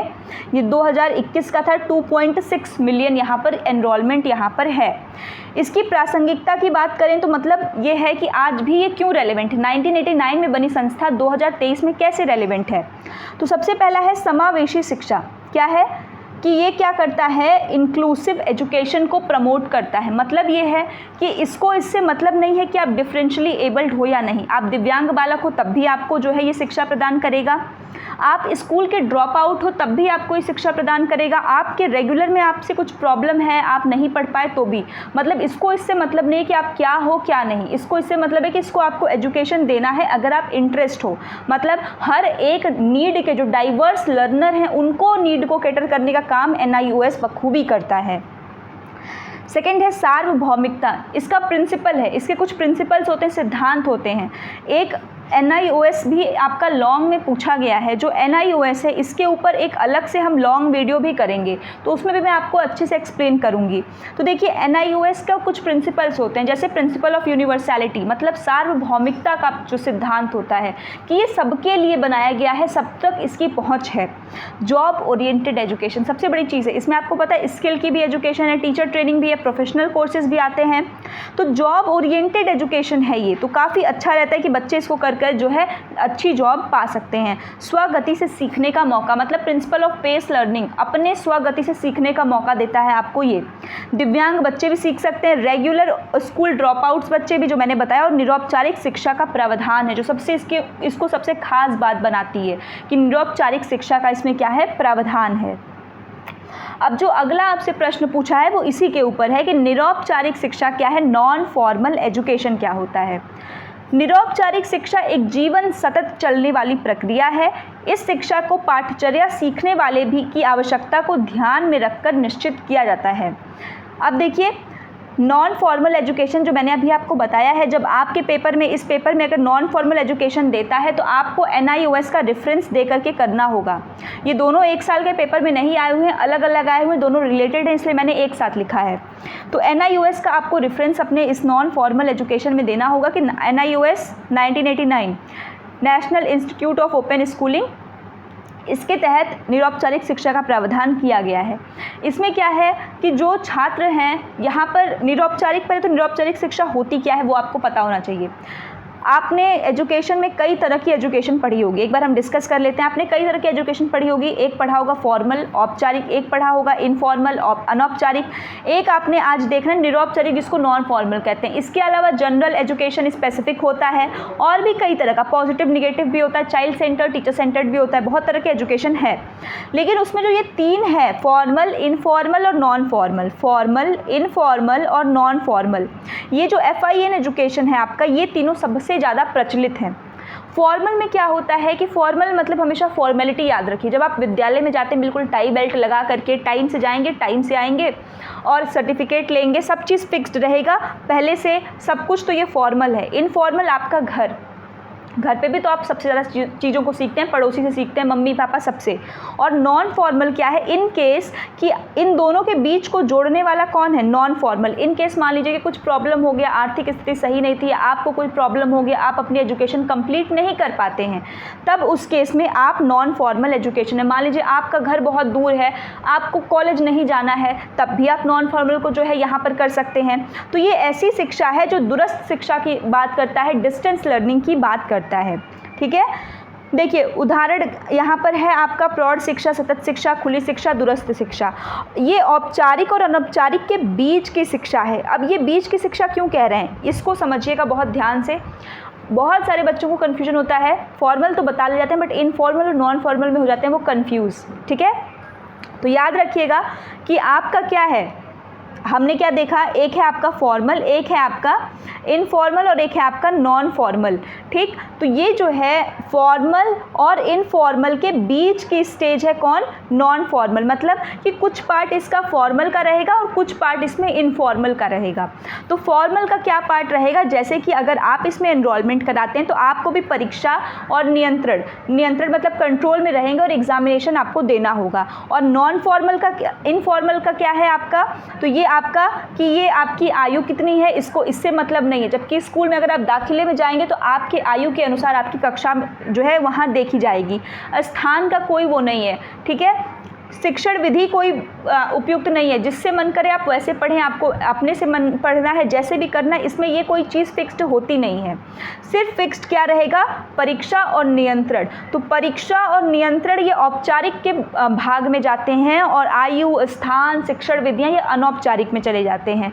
और ये दोनों को मिला करके कौन बन जाता है, निरौपचारिक बन जाता है। इसका मतलब है कि NE क्या है, FI के इक्वल है। N किसके इक्वल है, आपके फी के इक्वल है। किसके इक्वल है, फी के इक्वल है। जो आपका N है वो किसके इक्वल है, फी के इक्वल है। इसके एग्जाम्पल दूरवर्ती शिक्षा जिसको हम डिस्टेंस एजुकेशन कहते हैं। डिस्टेंस एजुकेशन का मतलब होता है कि दूरवर्ती या दूरस्थ शिक्षा अपने स्थान पर रहकर जब आप शिक्षा ग्रहण करते हैं। इसके अलावा मुक्त विद्यालय तथा मुक्त विश्वविद्यालय, open school and open university, इसी के तहत तो आपका NIOS आता है ना, मुक्त विद्यालय के तहत ही तो आपने NIOS को पढ़ा है। इसके अलावा मुक्त विश्वविद्यालय में आयु सीमा, शैक्षिक अर्हताओं का कोई बंधन नहीं होता है। शिक्षण पूरी तरीके से विविधता से भरा और खुलापन रहता है। वाई नॉन फॉर्मल एजुकेशन, देखिए नॉन फॉर्मल एजुकेशन एक जीवन सतत चलने वाली प्रक्रिया है। फॉर्मल में तो आप एक टाइम तक ही टाई बेल्ट लगा के जा पाएंगे ना, लेकिन जो नॉन फॉर्मल है ये आपका जीवन सतत चलने वाली प्रक्रिया होती है। यहाँ पर क्या है कि इसमें फ्लेक्सिबिलिटी होती है। किस चीज़ की फ्लेक्सिबिलिटी है कि आप किसी भी आयु में आप जाकर एडमिशन करा सकते हैं। वॉलेंट्री है, ये आपके उस पर डिपेंडेंट है, इच्छा पर। कॉन्टिन्यूअस लर्निंग होता है और वो भी एक्सपीरियंसेस पे बेस्ड। इसमें अनुभवों के ज्ञान पर ज़्यादा बल दिया जाता है। क्लियर।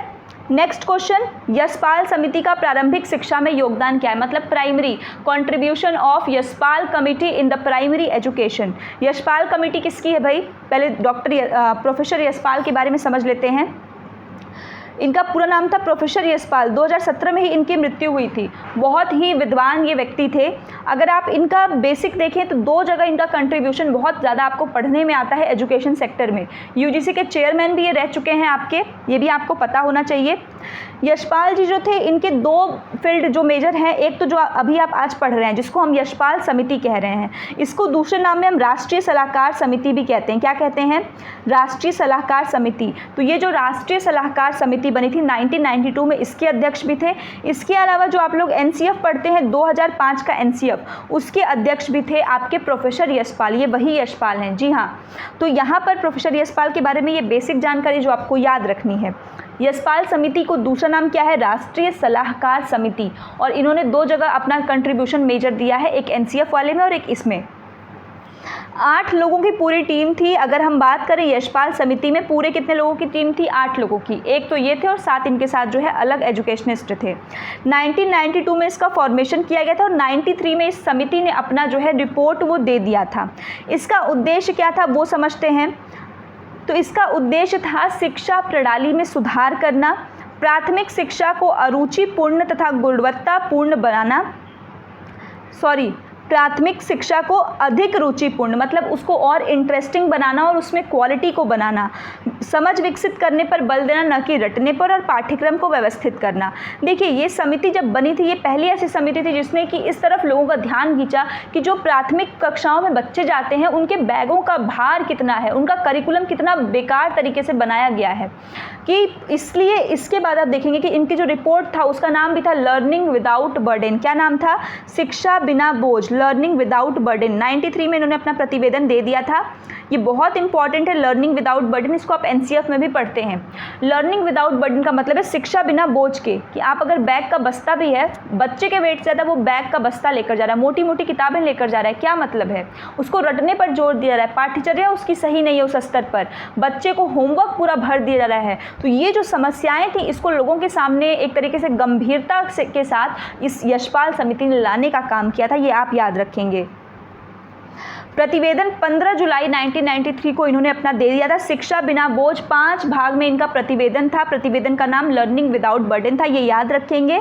इसके साथ कोठारी आयोग का प्रतिवेदन भी मैंने आपको बताया है, तो आपको याद होना चाहिए। क्या है कोठारी आयोग का प्रतिवेदन? अगर आप बता पा रहे तो बहुत अच्छी बात है, जिनको नहीं पता है तो मैं बता देती हूँ। शिक्षा एवं राष्ट्रीय विकास, ये उनके प्रतिवेदन का नाम था। ये कहा गया है यशपाल समिति की तरफ से कि भाई बच्चे के लिए स्कूली बस्ते के बोझ से भी ज़्यादा बुरा है न समझ पाने का बोझ। बच्चा जाता है, उसको नहीं समझ में आता है कि रेलेवेंस वो पढ़ता क्यों है, वो सिर्फ एक रट्टू तोता की तरह उसको रटवाया जाता है और फिर वापस वो कॉपी किताब बस्ते में भर करके दे दिया, उसको वापस घर भेज दिया। तो रोज़ यही प्रक्रिया चलती है। उसको समझ जो उसकी है वो समझ को धीरे धीरे क्या कर देता है, ख़त्म कर दिया जाता है और उसको एक रट्टू तोता रटने पर अधिक से अधिक बल दिलाया जाता है। तो ये इन्होंने इस समिति ने कहा था। अब योगदान पूछा है आपसे, तो देखिए योगदान क्या क्या है। इसी समिति के उसके बाद जो बच्चे हैं उनके प्राथमिक स्कूल जो उनका बैग होगा वो अप्रॉक्स 4 kg, उसके ऊपर नहीं जाएगा। बहुत ज़्यादा से ज़्यादा 4 kg, 4 किलो से ऊपर उनके बैग का वेट नहीं होना चाहिए। इसके साथ इसी समिति के सुझाव के कारण जो शिक्षक छात्र अनुपात प्राइमरी में 1:40 था वो कितना हो गया, वो 1:30 हो गया। ये दो तो सबसे महत्वपूर्ण चीज़। पहला, बैग के वेट को कम कराया इन्होंने कि भाई अप्रॉक्स एवरेज 4 kg बस होना चाहिए, या उससे कम चलेगा, ज़्यादा नहीं चलेगा।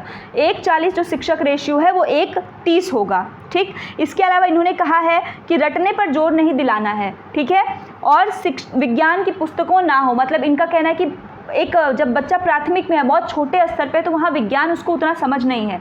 अगर आप विज्ञान पढ़ा भी रहे हैं तो विज्ञान पढ़ाने से मतलब कि आप उसको पढ़ाइए लेकिन उसकी किताबें ना हो, उसके पास किताबें ना हो इन द सेंस कि किताबें होने से क्या है कि विज्ञान एक व्यवहारिक पक्ष का विषय होता है जिसमें प्रयोग ज़्यादा होते हैं।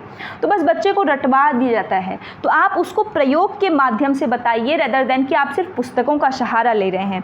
जो भाषा आप उसको पढ़ाइए उसके जीवन से जोड़ कर पढ़ाइए। जो गणित आप उसको पढ़वाइए बस रटवाइए नहीं, उसको समझा करके पढ़ाइए।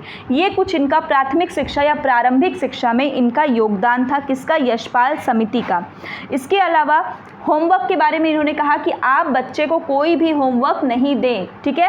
ये तो इन्होंने आगे के लिए भी कहा कि भाई अगर आगे की क्लासेस में तो बच्चे को होमवर्क का लोड कम से कम दें, क्योंकि यहाँ तो वो रट के जा रहा है, फिर घर पे भी 1 कुंटल उसको होमवर्क मिल जाता है और फिर उसका जो सामाजिक जीवन है, खेलने कूदने का समय है, वो क्या होता है, खराब हो जाता है। और इस तरह बच्चा जो है कम उम्र में ही धीरे धीरे उसके सर पे क्या होने लगता है, बोझ होने लगता है। सभी वर्गों हेतु शिक्षा के अवसरों की समानता। सभी वर्ग यहाँ पर आएंगे तो आप सबके बारे में लिखेंगे, अब वो चाहे माइनॉरिटी हो चाहे लिंग के आधार पर हो, सबके लिए। तो सभी वर्गों हेतु शिक्षा के समानता के अवसरों की समानता, सबसे पहले इसका मतलब क्या होता है तो ये समझिए कि सभी बच्चों को बिना किसी भेदभाव के शिक्षा प्राप्त करने के समान अवसर एवं सुविधाएं प्रदान करना ही क्या है, शैक्षिक अवसरों की समानता है। मतलब कि आप किसी के साथ भेदभाव नहीं कर रहे हैं, ना तो उसकी जाति पे, ना उसके रंग पे, ना उसके लिंग पर, किसी भी चीज़ पर बिना भेदभाव किए, उसके सेक्स, कास्ट, क्रीड, रेस, किसी भी चीज़ पे बिना उसके जो है आप उसको डिस्क्रिमिनेट किए एजुकेशन दे रहे हैं, तो यही है आपकी शिक्षा के अवसरों की समानता। भारतीय संविधान की बात करें तो भारतीय संविधान की धारा 29(2) में ये बात कहा गया है। इसको आप ज़रूर लिखें अगर आपसे ये प्रश्न पूछे, क्योंकि ये इम्पॉर्टेंट है। राज्य द्वारा घोषित या राजनीति से सहायता प्राप्त करने या किसी संस्था में किसी नागरिक को धर्म, प्रजाति, जाति, भाषा या किसी भी अन्य आधार पर प्रवेश से न रोका जाए, अर्थात कोई विशेष अधिकार वाला वर्ग न हो। कोई ऐसा विशेष अधिकार न मिला हो कि नहीं सिर्फ इनको ही पढ़ाई जाएगी, इनको ही पढ़ना है, आपको नहीं पढ़ना है। मतलब सबको उन्नति के समान अवसर मिलने चाहिए। इसके साथ जब आपको कहा जा रहा है कि भेदभाव मतलब अवसरों की समानता, तो इसमें आप आर्टिकल 17 को भी ज़रूर डालिएगा। आर्टिकल 17 जो बताता है कि अनटचेबिलिटी, अस्पृश्यता के खिलाफ, कि कोई अनटचेबल के रूप में नहीं कर सकता। इसके अलावा और भी कई आर्टिकल हैं जो कि अवसरों की राइट टू इक्वलिटी, आर्टिकल 14 वो भी बात करता है, तो उसको भी आप ज़रूर इसमें इंक्लूड करेंगे। क्लियर? शिक्षा के अवसरों की समानता में आरटीई 2009 ये भी बात करता है कि 6 से 14 वर्ष के सभी बच्चों को शिक्षा का क्या मिलेगा, अधिकार, अनिवार्य और निःशुल्क शिक्षा, और इसका प्रावधान राज्य करेगा। ठीक, राज्य इसको सुनिश्चित करेगा। आरटीई 2009 आपका हो गया। इसके अलावा आरटीई 2009 में कौन सा आर्टिकल है, आर्टिकल 21A कहता है। क्लियर है? शिक्षा सभी के लिए है, ये बात इम्पॉर्टेंट है। देश के सभी नागरिकों को शिक्षा प्राप्त करने का मौलिक अधिकार प्राप्त है, क्योंकि राइट टू एजुकेशन हमारा क्या है, एक फंडामेंटल राइट है। ठीक, हमारा संविधान लैंगिक भेदभाव से दूर सभी को शिक्षा के समान अवसर प्रदान करता है। अवसरों की समानता के क्षेत्र कौन कौन है तो वो देखते हैं। तो नागरिक अधिकार हो गया, राजनीतिक अधिकार, आर्थिक अधिकार, सामाजिक अधिकार, ये वो अधिकार हैं जहाँ पर हमारे अवसरों की समानता है। इसके अलावा और भी क्षेत्र हैं, ये प्रमुख क्षेत्र हैं। जैसे नागरिक अधिकार, ऐसा नहीं है कि किसी एक जाति को जो है नागरिकों के अधिकार प्राप्त है, दूसरे को नहीं प्राप्त है, सबको समान है। राजनीतिक अधिकार है, तो राजनीतिक में अगर आप राजनीति में देखेंगे तो कोई भी इलेक्शन लड़ सकता है, जिसको चाहे वो कर सकता है। इसमें कोई रोक टोक नहीं है कि किसी की जाति, धर्म, आधार के नाम पर आप उसको रोक सकते हैं। आवश्यकता क्यों है, आवश्यकता क्यों है हमें समानता की? तो सबसे पहले तो भाई भेदभाव को रोकने के लिए, वर्ग भेद को समाप्त करने के लिए, राष्ट्र के विकास के लिए और लोकतंत्र की रक्षा। भारत एक कैसा देश है, लोकतांत्रिक देश है, तो इसकी रक्षा करने के लिए। नेक्स्ट है मैकाले की नीतियों का भारतीय शिक्षा पर क्या प्रभाव पड़ता है। ये बहुत आपका अच्छा क्वेश्चन है कि what are the effects of Macaulay actions या फिर plan on the Indian education. तो इनके नीतियों का क्या मतलब प्रभाव पड़ता है। तो सबसे पहले लॉर्ड मैकाले जो था ये 1834 में भारत में आया था। क्या बन के आया था, ये कानूनी सलाहकार बन के आया था। उस समय कौन गवर्नर था, लॉर्ड विलियम बेंटिक के टाइम पे ये आया था। 10 जून 1834 को ये भारत के गवर्नर जनरल की परिषद के कानूनी सलाहकार के रूप में नियुक्त होकर भारत आया था। अगर मैकाले की बात करें तो ये काफ़ी तेज था, दिमाग से तेज था, इसको बहुत सारे साहित्यों का ज्ञान था, इसको समझ में आ रहा था और उस चीज़ का इसने भरपूर फ़ायदा उठाया। देखिए अब ये आकर के इसने किया क्या, 1834 में ये आता है। उसके बाद चार्टर एक्ट जो कई, जैसे आप देखेंगे रेगुलेटिंग एक्ट 1773 के बाद से बहुत सारे एक्ट आए, 1813 का आया, फिर 1833 का आया, इस तरह से। तो चार्टर एक्ट 1833 के धारा 43 को, इसको आपको लिखना नहीं है, मैं आपको समझा रही हूँ, लॉन्ग में भी पूछा है, तो अगर आप एक कहानी के तौर पे मैं आपको सुना रही हूँ ताकि वो दिमाग में आपके बैठा रहे। चार्टर एक्ट में जो धारा 43 था उसको गहनता से अध्ययन किया, उसके बाद 34 में आया था, ठीक, और 35 में ही अपने तर्क और विचारों को तर्कपूर्ण भाषा में लेखबद्ध किया और यह विवरण पत्र जो है governor general Lord William Bentinck को सौंप देता है। मतलब देखिए आप अगर इसका कार्यकाल तो 1834 में आया और 1835 में क्या किया इसने, 1835 में उस चार्टर एक्ट के आर्टिकल 43 को पढ़ा। किस चार्टर एक्ट के, जो 1813 में आया था, उसको पढ़ा और उसके बाद तर्कपूर्ण तरीके से लिख कर पूरे अपने कॉपी को क्या कर दिया, गवर्नर को दे दिया। और यही जो इसने पत्र दिया है उसी को हम कहते हैं घोषणा पत्र। क्या कहते हैं, मैकाले का विवरण पत्र। क्या कहते हैं, विवरण पत्र।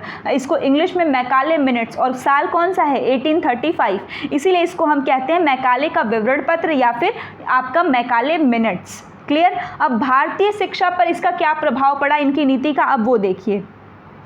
तो जब भी हम प्रभाव देखेंगे मैकाले का तो दो प्रकार से है, एक तत्कालिक प्रभाव है और एक दीर्घकालीन प्रभाव है। तत्कालिक प्रभाव ये है कि जब मैकाले का विवरण पत्र, मैकाले मिनट आया, उसके बाद तुरंत क्या देश में चेंजेस हुए, किस प्रकार से हुआ। और दीर्घकालिक प्रभाव मतलब कि एक लंबे टाइम में देखने के बाद। तो सबसे पहला तत्कालिक प्रभाव तो आपको पता होना चाहिए, जो मैकाले ने जो बताया है, तो इसमें भारतीय संस्कृति को इसने नीचा दिखाने के लिए इंग्लिश, जो इन लोगों की लैंग्वेज थी, ब्रिटिशर्स की लैंग्वेज थी, उसको काफ़ी बढ़ा चढ़ा करके तर्कपूर्ण तरीके से लोगों के सामने प्रस्तुत किया। क्योंकि ये बात सच्चाई है कि इंडिया की एजुकेशन हमारी आध्यात्मिक ज़्यादा थी, उस लेवल की नहीं थी। तो लोग क्या समझते थे कि जैसे ये बहुत अच्छा है तो ये कुछ भी सोचेगा तो अच्छा ही सोचेगा, ये थोड़ी विचारधारा थी। तो सबसे पहला आते ही जो तत्कालिक प्रभाव पड़ा इनका, वो ये पड़ा कि अंग्रेजी माध्यम के स्कूल और महाविद्यालय खोले गए। ये पहली बार था जब इंग्लिश मीडियम के स्कूल जो है खोले गए थे। अंग्रेजी को राजकाज की भाषा बनाई। तुरंत इसके जो मैकाले मिनट्स आया उसके बाद इंग्लिश मीडियम स्कूल्स खुलने शुरू हो गए, इंग्लिश को राजकाज की भाषा बनाई गई। सरकारी नौकरी में जिसके पास इंग्लिश की नॉलेज होती, जो इंग्लिश जानता थोड़ा भी, तो उसको वेटेज मिलता, वरीयता मिलती। इससे प्रभावित होकर इन्हीं सुझावों पे जो शिक्षा नीति है उसकी घोषणा की गई थी मैकाले मिनट्स के घोषणा के बाद, जो इसके तत्कालिक प्रभाव को दिखाता है। तो अब बताइए तत्कालिक प्रभाव में आपने क्या क्या चीज़ों को देखा है। तत्कालिक प्रभाव में सबसे पहली चीज़ क्या थी कि अंग्रेजी आया। इंग्लिश बस आप याद रखेंगे तो बाकी चीज़ें तो आप कर ले जाएंगे। अंग्रेजी है तो अंग्रेजी के विद्यालय खुलेंगे, अंग्रेजी का प्रसार होगा। इसके साथ जो लोग अंग्रेजी जानते रहेंगे उनको एग्ज़ाम में या गवर्नमेंट का उस टाइम जिसका भी एग्ज़ाम था उसमें वेटेज मिलता। इसके अलावा इसी के आधार पर नई शिक्षा नीति की घोषणा कर दी जाती है। तो ये इसका जो है आपका तत्कालिक प्रभाव था। अगर हम दीर्घकालीन प्रभाव की बात करें कि लंबे टाइम पे क्या इफेक्ट पड़ता है मैकाले मिनट्स का, तो इंडियन एजुकेशन पे, तो सबसे पहला ये है कि आज के समय में जो हमारा पाश्चात्य साहित्य है, अंग्रेजी है, इसका ज्ञान है। तो ये बात सही है कि जो उसका ज्ञान है वो हमें पहले नहीं था, जो कि अंग्रेज़ों के या हम कह लें कि मैकाले मिनट्स के आने के बाद, क्योंकि इन्होंने क्या किया था, जो आपका साहित्य था, पाश्चात्य साहित्य, इसके साथ अंग्रेजी का ज्ञान, ये इसने इसमें देना शुरू किया था, जो आज हमारे वर्तमान में भी हमारे लिए क्या है, काफ़ी ज़्यादा बेहतर साबित होता है कि लोगों के पास हमारे पास ज्ञान है एक कौशल के तौर पर। धार्मिक शिक्षा की अधिकता जो हमारे देश में था वैदिक काल से चला आया। उसके बाद इस्लाम जब आया तो इस्लाम ने भी अपने ही एजुकेशन सिर्फ उसके ऊपर ही फोकस किया, लेकिन इसने क्या किया, धार्मिकता से हट करके भौतिकतावादी जो है ये चीज़ ज़्यादा इनके शिक्षा में दिखाई दी। तो आध्यात्मिक का जो तत्व था लंबे टाइम में देखा जाए तो उसकी यहाँ पर कमी दिखाई देती है। इसके साथ लोगों का पाश्चात्य संस्कृति के प्रति अधिक प्रेम जो आज भी दिखाई देता है कि जो लोग हैं आज भी वो जो है, जो आपका वेस्टर्न कल्चर है उसके तरफ ज़्यादा जो है क्या है, झुके हुए हैं rather than the Indian culture, जो कि ये बात सही नहीं है। क्योंकि आपका दूसरे संस्कृति के लिए प्रेम ठीक है, लेकिन अपनी संस्कृति को छोड़ करके दूसरी संस्कृति के लिए प्रेम दिखाना ये गलत है कि अपने को छोड़ करके अपना हम लोग क्या करते जा रहे हैं, अपने रूट्स को भूलते जा रहे हैं। तो ये चीज़ यहाँ पर गलत है। और इंग्लिश तो आप देख ही रहे हैं कि सबसे बड़ा जो इसमें पॉइंट है वह शिक्षा व्यवस्था को बर्बाद कर देना। क्योंकि इसने जब अगर आप समझेंगे कि जो अंग्रेज थे या जो मैकाले था, जो इसने शिक्षा पद्धति को लेकर आया था, इसका कतई ये नहीं था कि इनको जो है हमारे देश को बहुत शिक्षित करना है। इनका सीधा सा फंडा था कि इनको क्लर्क चाहिए थे जो इनके काम काज को कर सकें। अब क्लर्क क्यों चाहिए थे, क्योंकि ब्रिटेन से आने में इनको इतना समय लगता था, फिर अगर सब लोगों को लेकर आते थे उतना उनका खर्च होता था। तो इससे बेटर है इन्होंने दिमाग लगाया कि क्यों ना हम यहीं के लोगों को काम करवाएं। तो यहीं के लोगों को काम करवाने के लिए इनको पता था कि इनको इंग्लिश आती थी और यहाँ के लोगों को इंग्लिश नहीं आती थी, तो काम काज में दिक्कत होता था। तो इसलिए उसमें जो सबसे इम्पॉर्टेंट चीज़ थी वो है लैंग्वेज, क्योंकि जब आप लैंग्वेज को समझेंगे तभी आप प्रॉपर तरीके से कम्युनिकेट कर पाएंगे। इसके लिए बिल्कुल सोचे समझे तरीके से पहले अंग्रेजी अंग्रेजी का प्रचार प्रसार किया गया। फिर उस अंग्रेजी लैंग्वेज को लेकर के थोड़ा जैसे हमें इंसेंटिव दिया गया कि गवर्नमेंट जॉब करो, ये करो, वो करो, इससे पैसा मिलेगा और लोग रिच होने के लिए, जैसे आज के समय में भी हम देखते हैं ना, करते हैं। उस टाइम पे एट करेंट हमें वो चीज़ सिचुएशन नहीं समझ में आती है, लेकिन बाद में समझ में आती है। और यही चीज़ आज़ादी के बाद से चली आ रही है और उसका नतीजा है कि आज जो हमारी शिक्षा व्यवस्था है वो एक उत्तम चरित्र निर्माण, ये सारी चीज़ें जो मूल्यों का हार्स होता है वो कहाँ से स्टार्ट हुआ, यहीं के एजुकेशन सिस्टम से होना शुरू हुआ है। ठीक, क्योंकि इंग्लिश का हमारे देश में आज भी इंग्लिश का प्रचलन इतना ज़्यादा है कि अंग्रेजी को हम एक ऑब्सेशन के तौर पे देखते हैं। ठीक, कि जिसको इंग्लिश आती है वो बहुत क्लास का है, जिसको नहीं आती है वो नहीं है। तो ये धारणा गलत है, पूरी तरीके से ये जो है गलत है। और दूसरी बात ये है कि अंग्रेजों द्वारा लाई गई, सोची समझी गई, एक दिमाग में बोया गया जो है बीज है। अब इस बीज कैसे इनका दिमाग था, जो एक बहुत ही आप कह सकते हैं कि निम्न स्तर की थियरी है जो मैकाले ने दी है, जो हमारा अगला पॉइंट उस पर ही है, जो कहती है निस्पंदन का सिद्धांत या छनन का सिद्धांत। ये आपके आज का आखिरी क्वेश्चन रहने वाला है, जो है filtration theory. Filtration theory paper में आया है और बहुत महत्वपूर्ण है, इसको समझने की कोशिश करिएगा। फिल्ट्रेशन थियरी, इसके प्रतिपादक कोई और नहीं बल्कि मैकाले खुद हैं। इसका सबसे पहले विचार ईसाई मिशनरियों ने दिया था। अब इसमें इन्होंने क्या कहा, ईसाई मिशनरियों ने बहुत से व्यक्तियों को थोड़ा ज्ञान देने की अपेक्षा, मतलब कि आपके पास मान लीजिए कि 10 लोग हैं, तो 10 लोग बहुत से व्यक्तियों को, इन लोगों को अब आपको थोड़ा थोड़ा आप ज्ञान दे दीजिए। मान लीजिए आप बेसिक क्लास 5 तक पढ़ा दीजिए, तो इनका कहना है इनको ज्ञान देने से बेहतर है कि आप थोड़े से व्यक्तियों को अधिक ज्ञान दे दें, कि आप इस 10 की जगह आप इसमें से बस 3 को निकालें, उस 3 को 10 तक पढ़ा दें। जितना आप इनको अगर क्लास 2 तक पढ़ा रहे हैं, इससे बेटर है कि आप इस 3 को क्लास 10 तक पढ़ा दीजिए। ये इनका मानना था। अब इसके पीछे का तर्क समझिए कि पहले तो क्या है कि ढेर सारे आदमियों को थोड़ा ज्ञान देने से अच्छा है कि थोड़े से आदमी को ढेर सारा ज्ञान दिया जाए। अब इसे ही कहते हैं डाउनवर्ड फिल्ट्रेशन थियरी, अधोगामी निस्पंदन का सिद्धांत या छन्नी का सिद्धांत। जैसे आपकी छन्नी होती है, जिससे आप चाय छानेंगे, इस टाइप से। क्यों कहते हैं, अब देखिए। इसके तहत भारत के उच्च तथा मध्यम वर्ग के एक छोटे से हिस्से को शिक्षित करना इनका उद्देश्य था। मतलब कि जो उच्च वर्ग के हैं, जिनके पास पैसा है, या जो मध्यम वर्ग में है, जिनके पास अच्छी खासी इनकम है, जो मध्यम में भी ऊपर हैं, उनको हमको शिक्षित करना है। और वो कितने लोग थे, अमीर कितने लोग थे, आप खुद सोचिए। अगर लैंडलॉर्ड्स हुआ करते थे, उनके बच्चे होंगे तो वो कितने होंगे, संख्या में तो बहुत कम थे। तो इनको ये लोग शिक्षित करते थे, ताकि, क्यों करते थे अब वो समझिए, ताकि एक ऐसा वर्ग तैयार हो जो क्या करे, जो रंग से और खून से तो भारतीय हो, लेकिन उसके विचार, नैतिकता, बुद्धिमत्ता से वो कैसा हो, ब्रिटिशर हो। मतलब सामने से देखने में तो वो कैसा हो, वो एक इंडियन हो, लेकिन उसके अंदर जितनी चीज़ें चल रही हैं, दिमाग जिस हिसाब से चल रहा है, वो सब कैसा चल रहा हो, ब्रिटिश का चल रहा हो। अब इससे फ़ायदा क्या होगा ब्रिटिशर्स को, अब वो समझिए। इनकी जो थियरी थी, ये ड्रॉप बाय ड्रॉप की थियरी कहलाती है। क्या कहलाती है, drop by drop. Education is to be filtered to the common people, जो आम आदमी थे उन तक कैसे आएगी, ड्रॉप बाय ड्रॉप, बूंद बूंद गिर गिर के। अब इससे जो अमीर और गरीब की खाई है, यहीं से जन्म होता है, जो बहुत ज़्यादा आगे चल के बढ़ जाती है।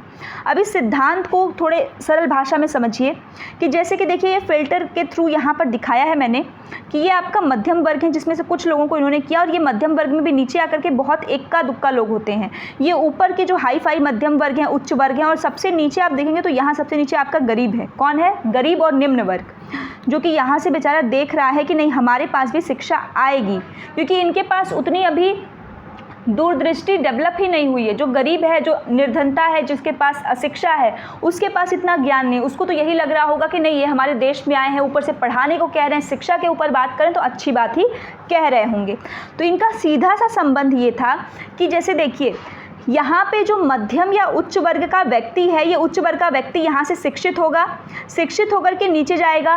तो जानते, जैसे आज के समय में आप देखते हैं जो हाई क्लास होते हैं, उनके अलग अलग स्टेटस बनते रहते हैं, अलग अलग चीज़ें वो करते हैं, और उसको करने की कोशिश मीडियम क्लास, और फिर मीडियम क्लास को देख करके जो नीचे गरीब लोग होते हैं, वो भी उस तरह की चीज़ों को, स्टेटस को पाने की कोशिश करते हैं कि नहीं। कि नहीं इनकी शादी में ऐसा हुआ तो हमारी शादी में भी ऐसा होगा। अब इसमें आप एक्सेसिव खर्चे भी करते हैं। अब ये चीज़ सोचिएगा शिक्षा के क्षेत्र में हो जाए कि एक स्टेटस बन जाए कि जो एलीट क्लास का होगा वही क्लास 10th तक पास होगा, तो अब बेचारा जो गरीब होगा उसके मन में भी आएगा कि मुझे भी मिले। अब इसमें से अगर इन्होंने 2 लोगों को पढ़ाया लिखाया, बहुत 10 तक पढ़ा दिया मान लीजिए, तो वो 2 में से एक यहाँ आएगा।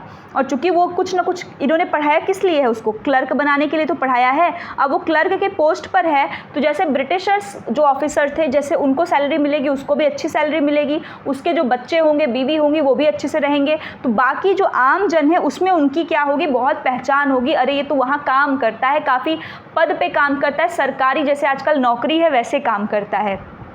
तो लोगों के अंदर इसकी भावना आएगी और लोग सोचेंगे कि हम भी क्या करें, अंग्रेजी सीखें, हम भी इस प्रकार से सीखें। तो इस तरीके से इनका जो ये पूरा की पूरा क्या था, एक ट्रैप था, एक जाल था कि लोगों को क्या हो कि कॉमन आदमी जो आम आदमी है उसको कभी शिक्षा मिलेगी ही नहीं, वो सिर्फ देखता रह जाएगा। और वो शिक्षा क्या है, सिर्फ ऊपर के जो वर्ग है सिर्फ उसको ही, और ऊपर में भी सिर्फ क्या करना है, कुछ लोगों को यहाँ से ऊपर से मलाई जैसे होती है उसको छान करके निकाल देना है, जो उच्च वर्ग हैं जिनके पास अधिक पैसा होता है वहाँ से। तो इसी सिद्धांत को हम कहते हैं निस्पंदन का सिद्धांत या फिर डाउनवर्ड फिल्ट्रेशन थियरी। क्लियर है? तो ये है आपका निस्पंदन का सिद्धांत या छनन का सिद्धांत, फिल्ट्रेशन थियरी। तो ये आपका 15 क्वेश्चन जैसा कि मैंने कहा था ये शॉर्ट का आपका कंप्लीट हो चुका है। इसके बाद जो रेस्ट है वो हम नेक्स्ट मैराथन में देख लेंगे पार्ट 2 में। पार्ट 1 कैसा लगा इसको कमेंट करके ज़रूर बताएं। इसके साथ ही अगर चैनल को अभी तक आपने सब्सक्राइब नहीं किया है तो सब्सक्राइब कर लीजिए और वीडियो को लाइक भी कर दीजिएगा और अपने दोस्तों से इसको साझा भी करें। और कोई समस्या है तो उसको भी कॉमेंट में ज़रूर लिख करके बताएं, मैं उसको सॉल्व करने की पूरी कोशिश करूँगी। तो चलिए मिलते हैं अगली वीडियो में एक अगले कंटेंट के साथ। तब तक अपना ख्याल रखिए, पढ़ते रहिए, स्वस्थ रहिए। जय हिंद।